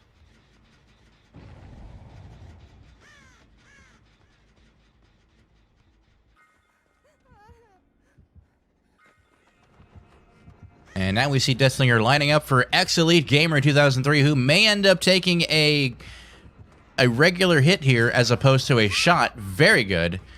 And almost able to pull out a hit into a shot. There it is. Very beautiful shot. Getting it down quickly on the Claudette will be good for him. Hopefully he goes immediately for the hook again. Not that slugging again is a bad idea, but if you don't know where the other survivors are, you don't necessarily want to start going for slugging. Because then you're just hunting, and that's not ideal play. It's a time waster for sure. And that's how they were able to get another gen and a totem done last time. But this gen also about to pop too. Just not a lot of pressure from this Deathslinger. Oh, that's... Ooh! All the gens getting done at once now. And a one-man, I believe. That was a one-man adrenaline. So a free heal for Lex0613. Asteroid 621 probably going for a gate. This could be a devastatingly bad game for FPS going into Trial 4. Leaving him with only 2 hooks this game so far. Was that These survivors did not let up. I think it was, actually. Yes, I didn't even notice that. But yeah, I think we saw a Deliverance. I'll go ahead and tell you, yes, it was Deliverance, 100%. Whoa. And a nice shot there by Deathslinger, but it was a miss, unfortunately, but barely. Good juking by the ace. Right there at the exit gate. Now, come on, heal me. Heal me, Nancy, damn it. Fucking heal me, what are you doing? I don't know, like, I feel like she's a little confused. Why can't, are they trying to heal, or what's going on? Not really sure. What are these guys doing? What are you guys doing? Playing safe. I think they're playing safe. They're waiting on the broken status to go away so that the Deathslinger can't shoot and then down Claudette. Yeah, but I mean, Nancy could have just taken a body block hit, right? I think not it's like if he shoots. Not if he shoots. All he has to You do can't is shoot get him through in a the sights, survivor. and then you're right, but all he has to do is move around the survivor. Think about Domo against CDM in the championship game, right? He went, or no. Yeah, it was Domo who was injured, and Jay went around all of the survivors to make sure to get the Domo. See? Had Yeah, she but not if been Nancy healed, had she been would there, be dead. no, but if Nancy had been there, she could have body blocked. It's just that Claudette was out in the freaking open and Nancy was the one hiding. So they actually got it backwards. That's what I'm saying. So, like, she wouldn't have been dead if they had, done it a little better. But, it's okay. They played it safe and they both got out. So I'm not hating. Also, free blood points. So it's worth it. I was just curious what they were doing. That's all. I'm going to go ahead and do the perk review in place so that way Rue can get the scores right. So we saw Lusty bring Corrupt Intervention, Hex Ruin, Hex Undying, and Thanatophobia, which, on a Death Slinger, a lot of that makes sense, except for maybe the Corrupt with the Ruin. I kind of agree with that statement that they don't really go well together. We see 2 DSs, we see 2 Borrowed Times, we see 2 Adrenalines, we see 2 Iron Wills, we see 2 Sprint Bursts, we see 2 Dead Hearts, and 2 Deliverances. I'm surprised by the 2 Deliverances. Yeah, I'm Nancy very had one surprised as by well. the 2 Deliverances. That was Nancy who had the other one. Of course, Septic Agents. We know Loop Artists always bring Septic Agents. And toolboxes to do gens. Pretty standard stuff for Loop Artists. This is relatively normal for a Loop Artist's build. Right. Gore is correct. Awesome. And can we just appreciate the buzz cut, the military cut on Nia for a moment? All right, Claudette Claudette 2. Daylight is getting hair on point. Claudette 2. All right, Dead let's go by do this haircuts. post-game review. Oof. All right, folks, you are watching Week 1 matchup division rivals Loop Artists versus Flops. The Loop Artists were in last season as Bubba's Bullies, and they've done a phenomenal job today, just like they did last season. And we're seeing that play out very well for them. Trial number 3 with them getting 5 gens done. That's trial 3, not 5. Okay, escapes, total of 4 escapes. Total of 2 hooks for the killer. Not good at all. Very low scores, 0 kills. Just a devastatingly bad game for Flops in this one going into Trial 4, and I think that's actually going to prevent them from being able to do anything. But Loop Artist is still leading going into Trial 4, and we'll see how they do in the last game. As a Survivor squad, we're going to see FPS going up against Loop Artist as killer, so we'll see how they do. Hey, Poggy, can I talk about some things about this game? Sure, but I actually have to switch out the clips really quick, but you can start talking about it if you want. Okay, so one thing that I immediately noticed during the chases, because again, he didn't commit to hardly any chases during this match.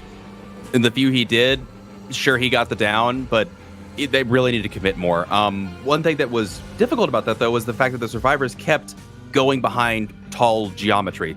Most of those rocks, except for a couple of exceptions, you can't shoot over. Same for the walls in those jungle gyms and that top area. Unless you get the jump on a survivor, you're not going to get it. If I remember correctly, did they run monitor and abuse? I didn't see monitor and abuse, did I? No, and that would have been good on Deathslinger, unless you get much closer. Oh, for sure. Also, no save the best either. Nope, which also is very strong. I'm gonna have to agree with. Yeah, I was gonna have to agree with Oblivion Nerd as a good perk on Deathslinger. Hey, the best for last and monitor abuse are must-haves when I play Deathslinger, for sure. Completely allowing you agree. to get close.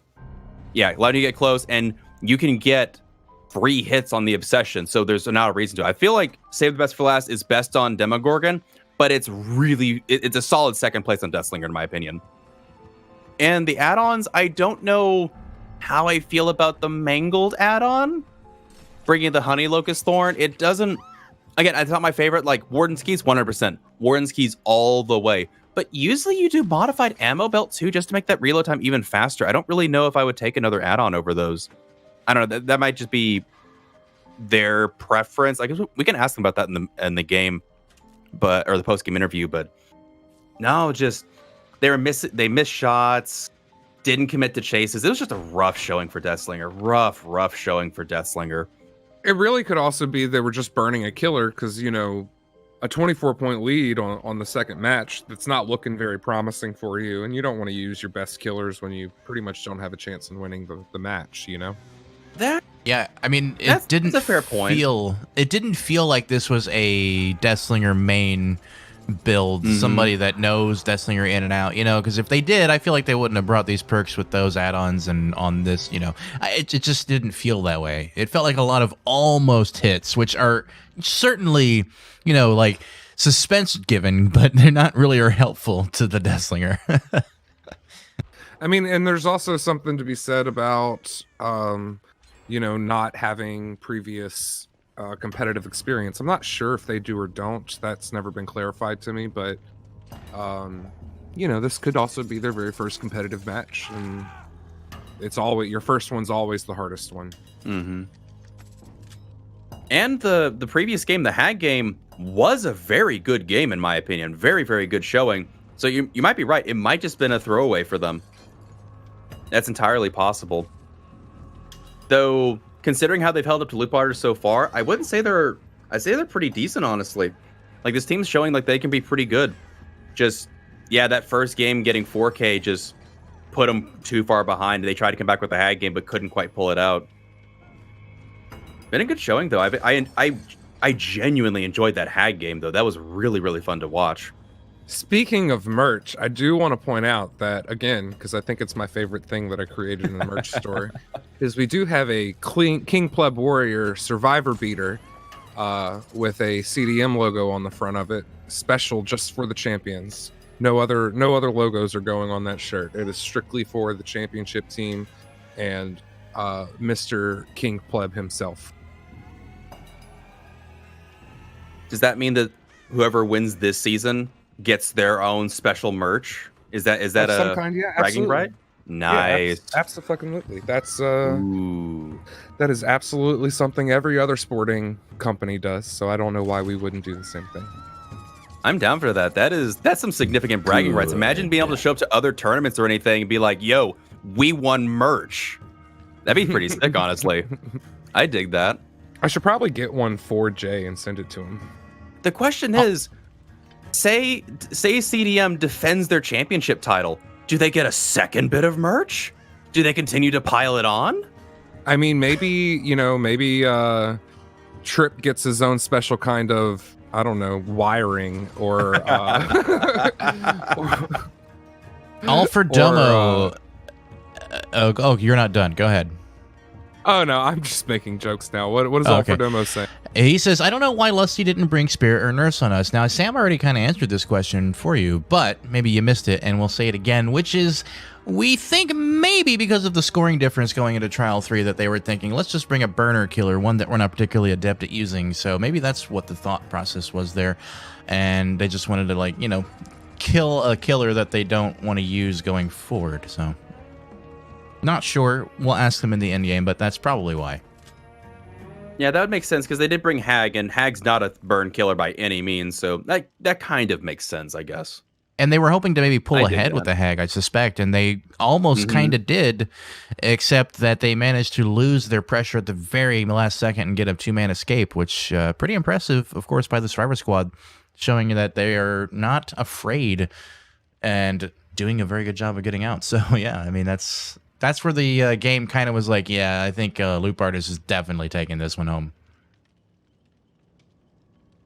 For sure. And this is the same team for flops, it looks like. Mm-hmm. Mm-hmm, mm-hmm. So and we see all the same. We just seen him run back.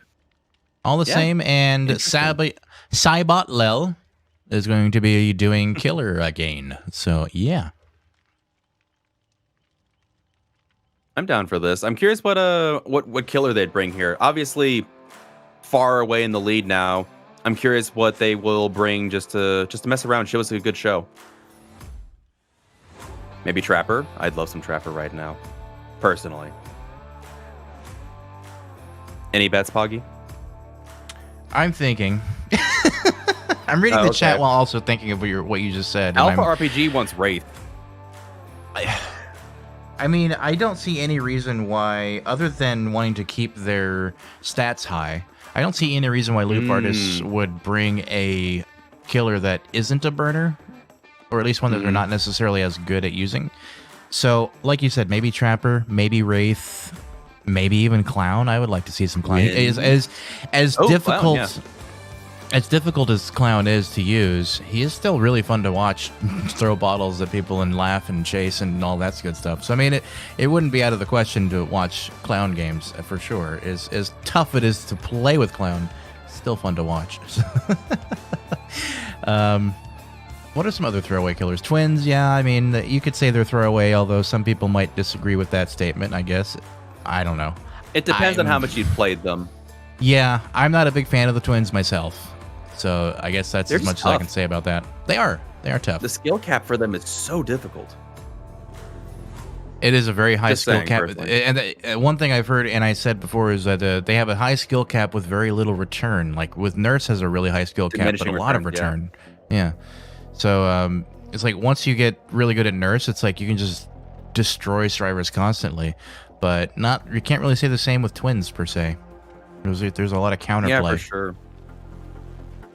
As well, there was a Demogorgon. Demogorgon, you could argue is technically throwaway. I personally loved him. I don't know if I'd throw them away, but I'd put him in like C or B tier. He's not bad. Yeah, but definitely not a contender with the rest of them. That's why I was surprised the Deathslinger would be considered a throwaway killer. But I guess if you do not have the experience on Deathslinger, they would end up being a throwaway killer. I can understand that. I personally don't get very good shots with Deathslinger, so I get it. I get it. Something to work on. What is chat going on? I spit up my Chipotle. Uh-oh. Why? Are you feeling sick or something? I'm feeling a little bit dizzy right now. I don't know if there's something going on with my brain, but I'm feeling kind of dizzy. And I think maybe it's just maybe a lack of caffeine or something. I haven't had coffee today, so sometimes I'll feel a bit dizzy in the morning if I don't have coffee. But well, we did have a hag game. Hag games make me nauseous. No, actually they don't. Blight games do, Nurse games do. Hag doesn't really. Hag not so much. Okay. That's actually why I stuck with her, because even though she has like that weird teleporting thing, it doesn't really make me nauseated. Brizo says the Twins were a throwaway killer for us yesterday, but it worked out well. Fair enough. Just because you throw it away doesn't mean it's going to be bad. Right. I would argue that if you are an adept killer and know your way around loops, any 115 killer is going to be fine. It's just how well you've mastered the ability of that killer that matters. Hey, they're readying up now. Very nice. I think they're just about ready to jump in. These guys are not really wasting too much time. I definitely appreciate the fact that they're on point. And again, 2 toolboxes and 2 medkits, which standard affair around here for sure. Did we time him out? I didn't time anybody out.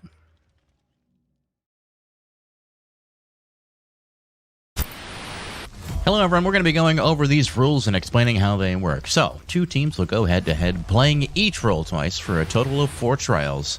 In play order is home team kills, survives, and then kills. In addition, teams get points in the trial for objectives, escapes, and hooks. And teams can't bring or use keys, iridescents, event items, or add-ons. Survivors can only bring 2 of a perk or item. Survivors can only bring yellow and brown items, and BP bonuses are awarded post-trial. Broken rules may result in penalties or restarts. All right, folks, we are back here with Division Rivals Week 1 matchup. Loop Artists versus Flops. And this will be the last game of today, and we'll see you again on Wednesday at 7:30 p.m. Eastern Standard Time. So be here or don't be here. I was trying to think of a way to rhyme that, like be square, here. But it didn't really work.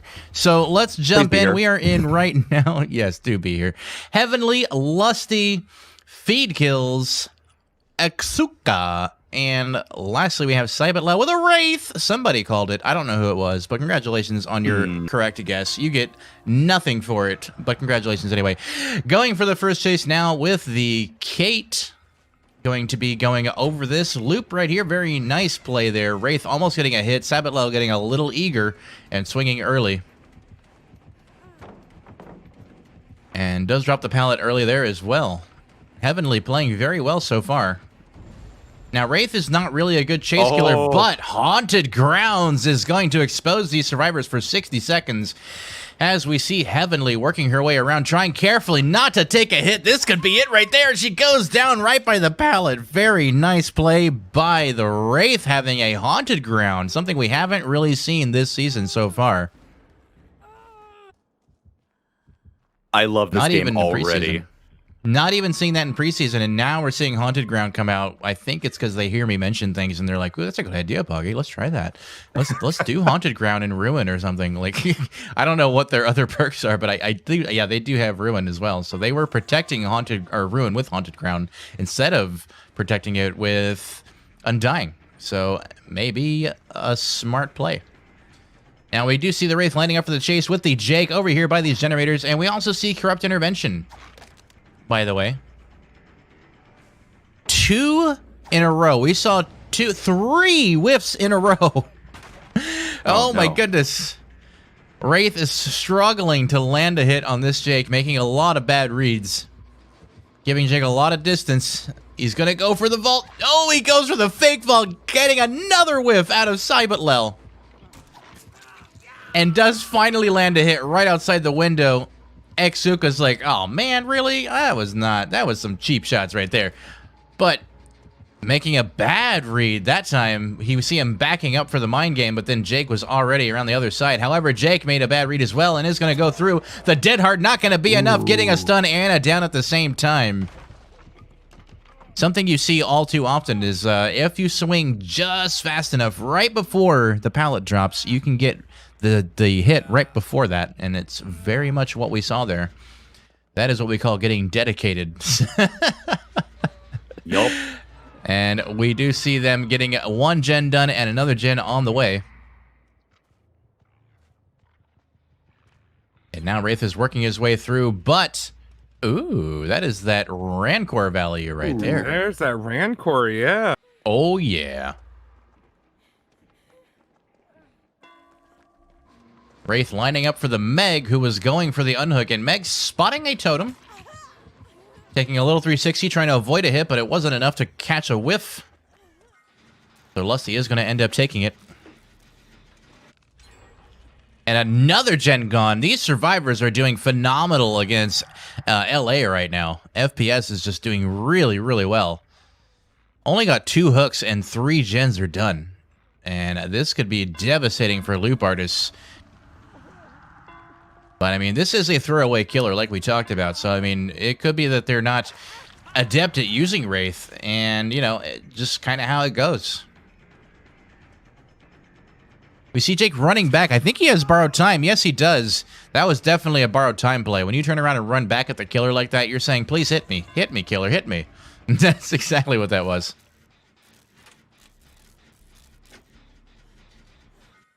And for those of you wondering why killers might do that, why they might turn around and run back at you like that, not just showing off like, oh yeah, I got borrowed time, ha ha ha. It's more like they want to get that extra speed boost from the hit is what they're really trying to do.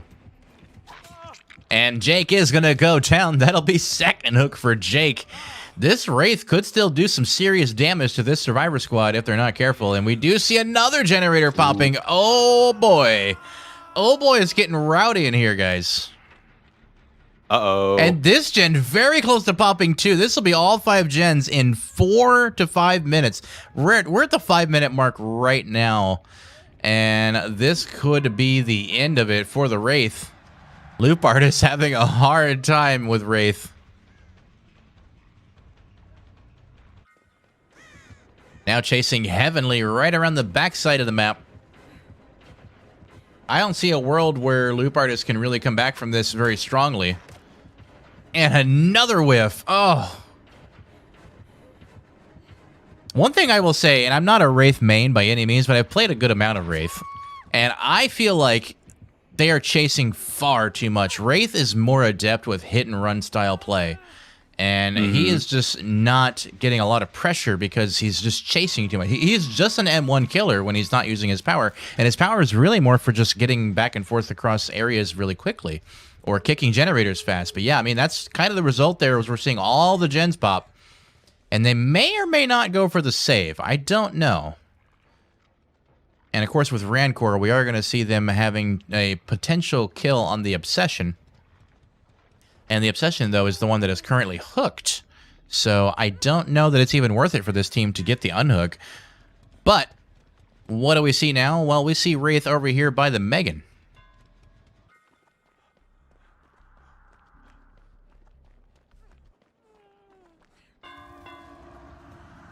Cybotlel, again, just chasing a bit too much. And that's kind of why he's losing a lot of ground here. And we do see Heavenly with an Adrenaline off the hook. He is desperate to pull out a kill here. And that would be her right there, by the way. She is the Obsession. If she gets hit, she is going down in one hit. And One Hit Wonder is going to be dropping the pallet quickly. But ultimately going down right there by the window. And that'll be a death for her if she gets on the hook again. But I think he can also do a Mori kill. Mm-hmm. So that would be fun to see. I haven't seen the race Mori in a while. Because nobody brings Moris anymore. So Feed kills, doing a heal on her, trying to get her back up off the ground. He does manage to pick her up. And gonna completely ignore the Dwight, I believe, and go instead for the Kate. See if we can find Kate. We do see them working on gates now. Ooh, Wraith is just struggling, trying to instead get the Meg. Meg is going to have to come off of the gate with seconds to go. This endgame is lasting quite a long time. Mm-hmm. This gate is going to get powered, though, and opened, I do believe. Yeah, there it is. He is holding on to it. Very, very 99'd. Now chasing again with Heavenly. Heavenly can go down here by this pallet if he's not careful. But he is being very cautious. Dwight dropping the pallet for her, it seems. Not taking the vault at the stairs, instead opting to go down the stairs and then go around. And we are going to see them maybe get out the exit. It's very close. Oh, yeah, I think that's it. Oh, no, Wraith, you poor thing. Oh, my God, my eyes. Don't do that. Don't do that to me, please. And going for a hatch tech as well. X-Hookah gonna pick up the hatch at the end and standing there just to show off a bit more, but is ultimately gonna jump in. There we go. Holy cow, folks. Oh, boy. I don't have much to say about the build. I think the build was great, personally. But, yeah, that game overall... Ooh, lordy, that was tough. And boy, yes, I did have fun. Thank you for asking. Oh, man. Sam, do you want to, take a look at the build and tell me what you think about it? Hold on. We had another team that clearly did not read the rules, so I'm going off on a tangent. So, y'all just... Do you want to... Y'all manage. Oh, okay. I thought you were going to talk about it on stream, because you want to go on a tangent elsewhere. All right. Well, so we saw I'll talk about it right here. Yeah, go I'll ahead, talk about please. it right here for a second. Please, please, please. I swear on my life, if people do not open the damn rules and read them, they will not be playing here. Bottom fucking line. I hope everyone heard that clear as fucking day. Thank you.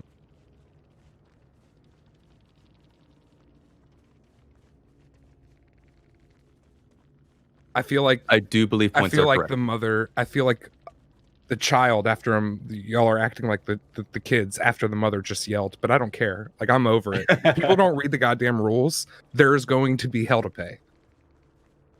Oh, I just Rightfully want to let so. that sit for a moment so it could sink in. All right. So I'd like to know what the rule was. I would be curious what it was. But yeah, ladies and gentlemen, No by the way, profile we have pictures. okay. We have a palindrome for the number 8558. 85 to 58 currently. I think it's going to adjust here in a second once we get that. Or is the score ready? Or is that it? That is the score. 85 to 58. Well done getting a palindrome, guys. GG. Let's take a look at the post-game review, and we'll be back in a moment. Okay, ladies and gentlemen, we're looking at week 1 matchup, Division Rivals versus Loop Artist versus Flops. And yeah, it's been a phenomenal game today and fantastic all around by both sides. And here's what we saw. So trial number 4, we witnessed quite a lot of stuff. 5 generators popping, actually really quickly popping. And yeah, I mean, that's a total of 4 escapes and 4 hooks. Sorry, I almost said 5 hooks. I counted 5 in the thing, but I guess it wasn't. Anyway, and a total of 0 kills, bringing the score 85 to 58 in favor of Loop Artists, who are convicted of murder. Congratulations to Loop Artists on your win today. And that'll be a big fat W for them going forward. Really well played all around, though. Lots of great moves from everyone's point of view, I think. Rue, do you want to take a look at some of these highlights and maybe just talk about it a little bit while we get ready for the post-game review? Or, no, actually, I think you have to do the cross-examination stuff. So I don't know if anybody's hopping in, but I don't see them yet. So I guess we can kind of discuss it a little bit, but it's up to you. I don't see anybody hopping in just yet. I will say the Wraith game was unfortunate. I liked the build. Wraith just struggles in high competition play.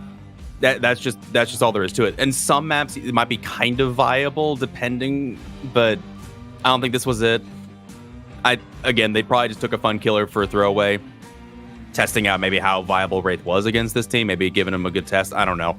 It was fun to watch. Like, I enjoy watching Wraith games. It is genuinely fun to watch. People sneak up, you sometimes spook a survivor or two. I'm excited about the rework that he's getting. Giving him like actual invisibility from a certain distance. That sounds so fun and interesting. Because yeah, you can just call out like, oh, I see the Wraith passing over this way. Oh, the Wraith is over here. You might not be able to do that anymore. I'm excited to see if the rework makes him just a little bit more viable. Also, right there, that Haunted Grounds pop, that got me excited. That was spicy. I was not expecting a Haunted Grounds play. And he even got a down for it. It was only 1 down. He wasn't able to get the Jake down after this, but it's a down. And a down in the early game like that is never, that's never a bad thing. Unfortunately, ended up being his obsession, so you don't get the Rancor value out of it late game, but it was still a thing. It was different. Anyway, we got Lusty over here. Maybe we're right back. Okay, so folks, we're getting some people in for the post-game cross-examinations, which should be certainly interesting. There's a lot of questions I think that both guys here have. I have questions too, but I think they're going to probably ask them anyway, so we'll see how they do with these questions, and maybe they usually ask the questions that I had in my mind, so I'm not too worried about it. We got Lusty from Flops ready. Lusty from Flops. Sure. I can't bring them in. I don't have permission to do that, but there we go. And also, Sam, I do have to skedaddle to get to my stream. But if you just give the people interviewee, they can come in. So, Sam, are you on top of things for the cross-examination? You are currently muted, so I can do cross-examination. Sorry. Okay. No. Drew, thank you so much for your time, and you have a good evening. We are going to be sending all of you, if you hang around, we're going to send you over to Rue's stream, where he's going to go do some killer Rue type things. And we really appreciate you coming out tonight. It is a Sunday, and we definitely understand that that's not an ideal day, but we're happy to have you here, man, and thank you again for the host and all the post-game stuff you've been doing for us. Love it so much. Have a great stream, man, and we'll see you in a bit. Thank you for having me. Poggard forever. Oh, there it is. Confirmed. You can't deny it anymore, Poggy. Nah, he's full of shit. So, Lusty, how's it going, man? Hey, what's up? So, in that, well, first and foremost, I think we all want to know, was the Deathslinger like a burner killer, or was that supposed to be the... I shouldn't have played Deathslinger. I played this team in scrims, and I just performed well in the good killers, the killers that I originally play with. So I decided to play the Deathslinger to test it out. And as soon as I kind of felt in that map with that killer, I just knew right away. I'm like, yeah, this wasn't the play. I should have I definitely should have played one of my good killers. So it wasn't a burner. Oh, well, but that also makes sense why the build wasn't quite what, because we were all like, no save the best.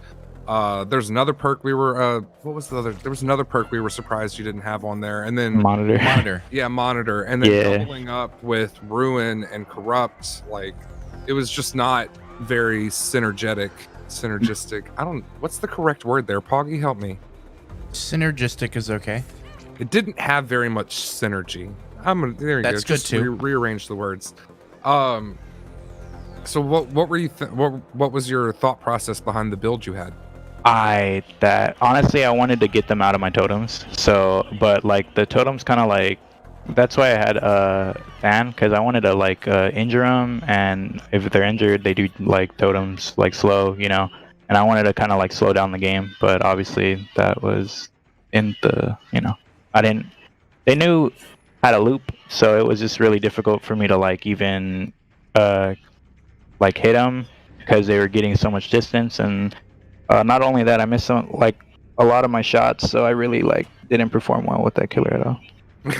I mean, Deathslinger's already a hard one. I mean, the aiming in here is not like aiming on a shooter. Of course, it's very different and a lot slower, in my opinion.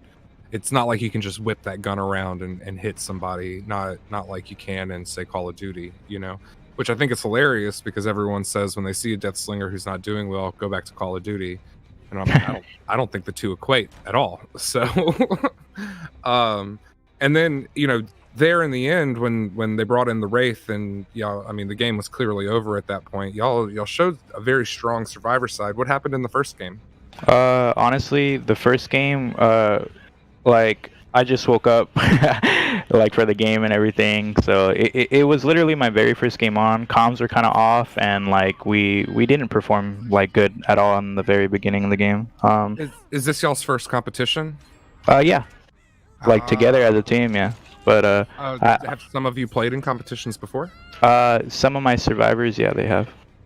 Okay, cool. So it's just a matter of y'all starting to learn each other's styles and figuring it all out. Yeah, exactly. And that's why we've been trying to scrim more to have like kind of like a good opportunity to like test out our team and stuff like that. And we have been scrimming a lot, and I've been trying to practice, you know, other killers than, you know, Spirit and Nurse, because those are like my two strong killers. But yeah.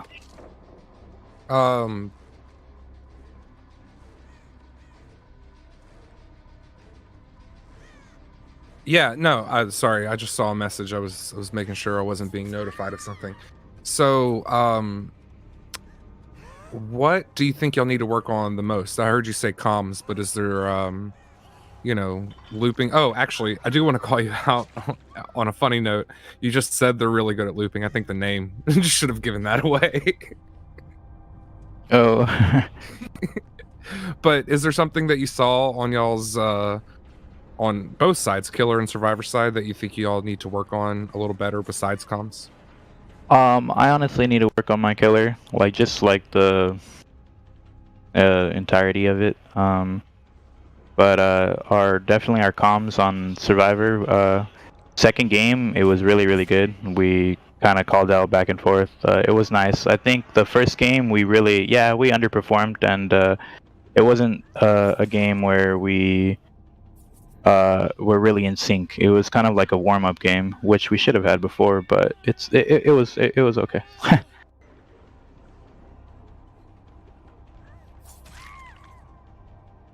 Sam, stay with us, my friend. Do you need me to take over? You good? He keeps disappearing. Sam, are you with us?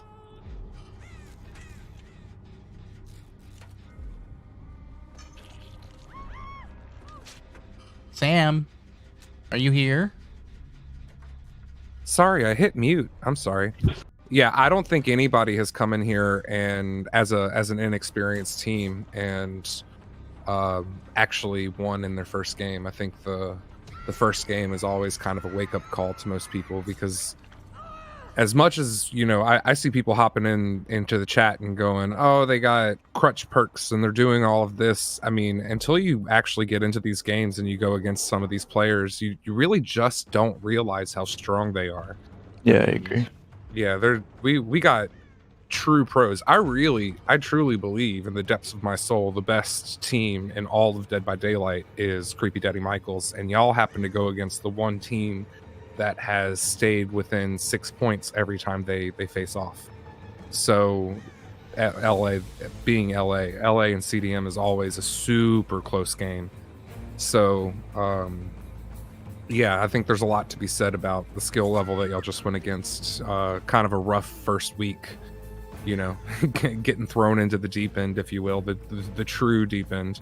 Yeah, I definitely felt like I should have played like a better killer. Like the second killer game that I played, but yeah, it's kind of Hey, you know, don't feel bad about it, though. I mean, take it as a learning opportunity and just go into the next week thinking, what can I improve upon and what can I do better? And just take notes. Look at other games from other streams from this season. I mean, we upload them all to, Discord and Google Drive, so you can go and look at all the games that we've done and take some notes from the better teams and see how they play and what they're thinking behind the killers that they're playing. So take a look at that. And that's not just advice for you, that's advice for everyone. Yes, last season as well. Yeah, same.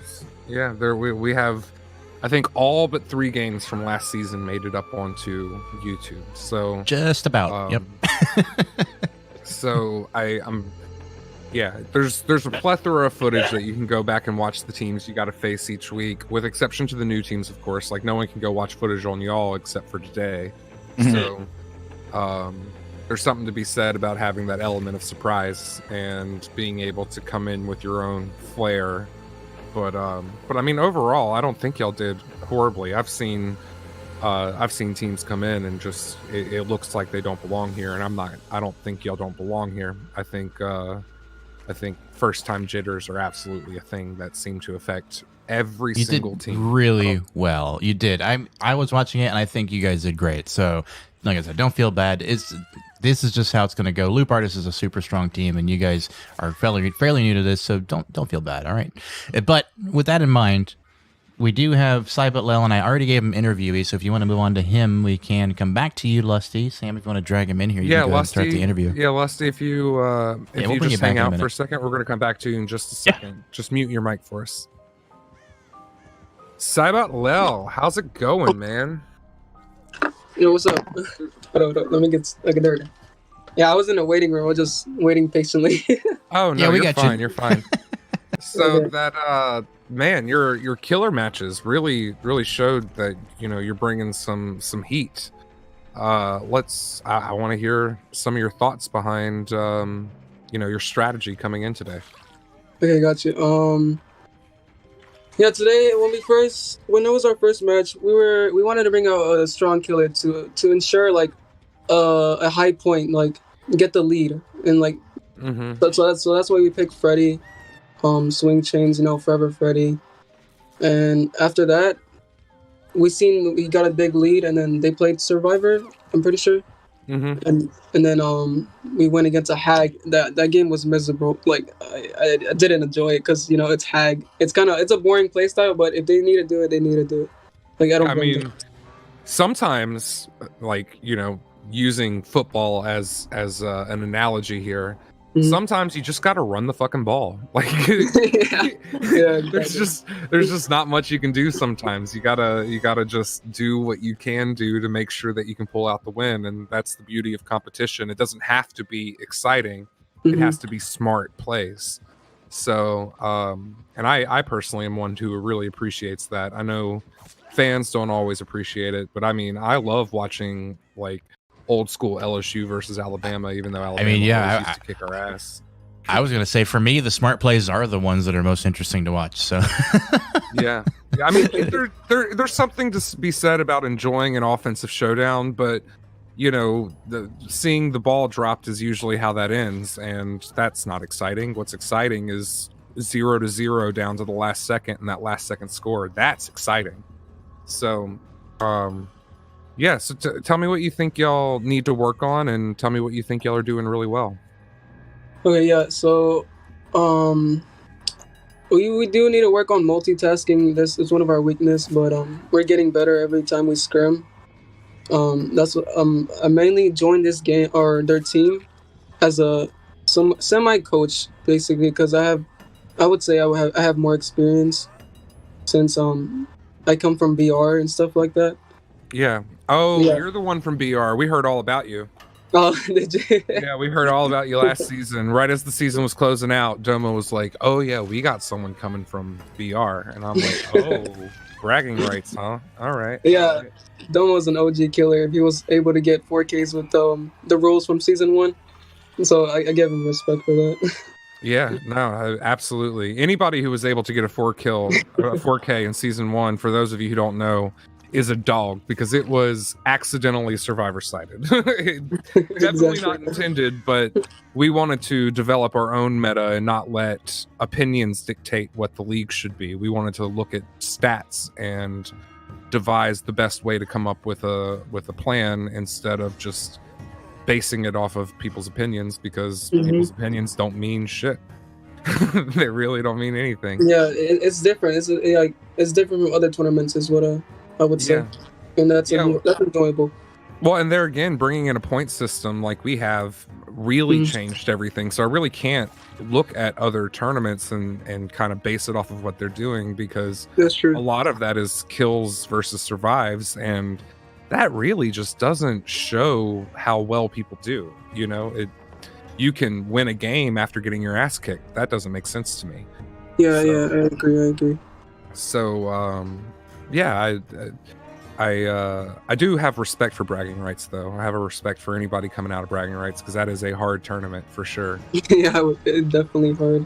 Yeah, I'm hoping we get some of that talent over here. I mean, as you know, you're here, and then we have a couple of other players from bragging rights popping in. So definitely looking forward to what that talent is going to bring to the league. Is there a team that you got your eye on that you're worried about going up against? Okay, so yeah, flops was I mean no disrespect, but they were our biggest threat when coming in, because we did do a scrim off cameras, I guess, or off the scene. Yeah, we did a scrim, and he was destroying us. Like, he was doing really good. I seen his nurse and spirit, and that was like our main threat for this week. I haven't watched any other scrims, but I'll definitely go watch the VODs and stuff like that. Well, what about, I mean, CDM's coming out of bragging rights. Maybe. Oh yeah. You know, do they make you nervous? And right now as it stands, most people have y'all basically facing off again. If not y'all and CDM, it's going to be Siphon and CDM, or Port Mafia and CDM. And the one thing that is consistent through all of that is CDM. So are you worried about having to face off against them? I would say biggest threat now is Siphon and CDM, yeah. But I think Port Mafia have been getting a lot of respect for their killers and stuff like that. Like I said, I haven't watched games, so after this, I'll probably go watch the VODs and see. Yeah, the Port Mafia game was last night, I believe. Yeah, that was the crazy game with all the shenanigans. No, that was the CDM game. It was Port Mafia versus DHOP. That was last night. But you got the results? Shall we wrap it up? Yeah, Port Mafia won. Oh, okay, gotcha. The results for tonight? Last night, yeah. Yeah, Port Mafia won that. Okay, gotcha. As I'm sure unless it's Siphon or you guys or CDM, I'm pretty sure they're probably going to have a pretty high record, pretty high win rate. So, but anyway, you heard the man behind the scenes. We're going to go ahead and start wrapping this up here. Okay, Lusty, if you'd like to come back, and is there anything y'all want to say to each other? Oh yeah, GG Lusty. No disrespect by bringing out the rape. It's just a throwaway killer. I mean, that's what you do when the score's so high. There should be no disrespect there. It should be. That's what we suspected. Good strategy. Yeah. And is there anything y'all want to say to the stream? Hang on a second. Go ahead. Siphon, we're coming for you. Oh, we're coming for Siphon. Yeah. Nice. It's gonna be a good matchup. I can't wait. It's gonna be a good matchup. When do y'all play Siphon? I'm not sure. I'm guessing like in the end of the seasons. I haven't checked. Yeah, we focus on like upcoming teams and maps and stuff like that. As you should. You should never Yeah. put another game in front of the next game. Exactly. So- Yeah, exactly. Before we wrap this up, I do want to see when y'all play each other. So give me 1 second while I Alright. get to that. Well, why Sam wastes my time that I could otherwise spend doing something productive, which is totally a lie. I would just sit here and waste my time anyway. Really quick, a reminder, guys, go to vigoscourt.com and check out our website. We have a lot of stuff going on over there. A lot of really cool things like, I don't know, we have stats up there, which are literally uploaded right now. I just did all the stats for the week, and they're all live on the website. So go check it out there, and you can see the current leading teams. And yeah, it's going to be much more interesting going forward, seeing as the weeks progress, as we're going to see just how many of these teams are actually top tier, possibly even close to or against CDM. We'll see from the defending champions last season. But So also, Siphon week 11. Week just interrupt 11? me. Yeah. Okay. Yeah, I was just going to Foggy, say, go though, for the it. last thing I wanted to say was after 3 full matches, the leaderboard will start to populate. A person has to play 3 full matches to appear on the leaderboard. So that is the season's rules for the leaderboards. Okay, And the you reason can go for ahead. that, just so people, Yeah. and the reason for that is so that someone who plays one time doesn't automatically appear as the number 1 player in the league, as Mhm. Poggy would have done last season. Just from the one game, At yes. Poggy. But yeah, y'all play Siphon in week 11, and then you play Port Mafia next week. So turnaround. yeah, quick turnaround. Yeah, it's gonna I'm be- looking forward to that match. That's probably the highlight of the week next week. I can't wait to see that specific match go down. Yeah, that'll be fun. Well, thank you guys for coming out, and we're gonna go ahead and get this wrapped up. Poggy, I'm gonna let you do the wrap up because you and Rue do it way better than I do. But Well, I'm I gonna kind of sign off, already you did it, fuckers. but yeah, I mean, go to our merch store, vigoscourt.com as well. You can also go to vigoscourt.tv for the merch, by the way. There's going to be a link on the website, too, that like just says merch. I haven't put it up yet, but I will today. So that way you guys can also just go straight to vigoscourt.com and find the merch button. So that'll be a thing. And then, yeah, that's pretty much it. We'll be back Wednesday at 7:30 p.m. for some team versus another team. I don't have it in front of me, so I just it's there. It's on the schedule. It's down below. Check out everything down below, by the way. There's also a bunch of different links. There's a link to the Discord. There's a link to the Facebook. There's the merch store we were talking about. There's other things you can go check out. So, yeah. Love having you guys. Love it. Have a great rest of your evening, morning, or afternoon, wherever you are in the world. And we'll see you Wednesday. Later. Later, suckers. Get Yes, good, fuckers. stick around for Rugard. Stick around for Rugard. Thanks for the support. GG, Lusty. Yeah, GG's fine.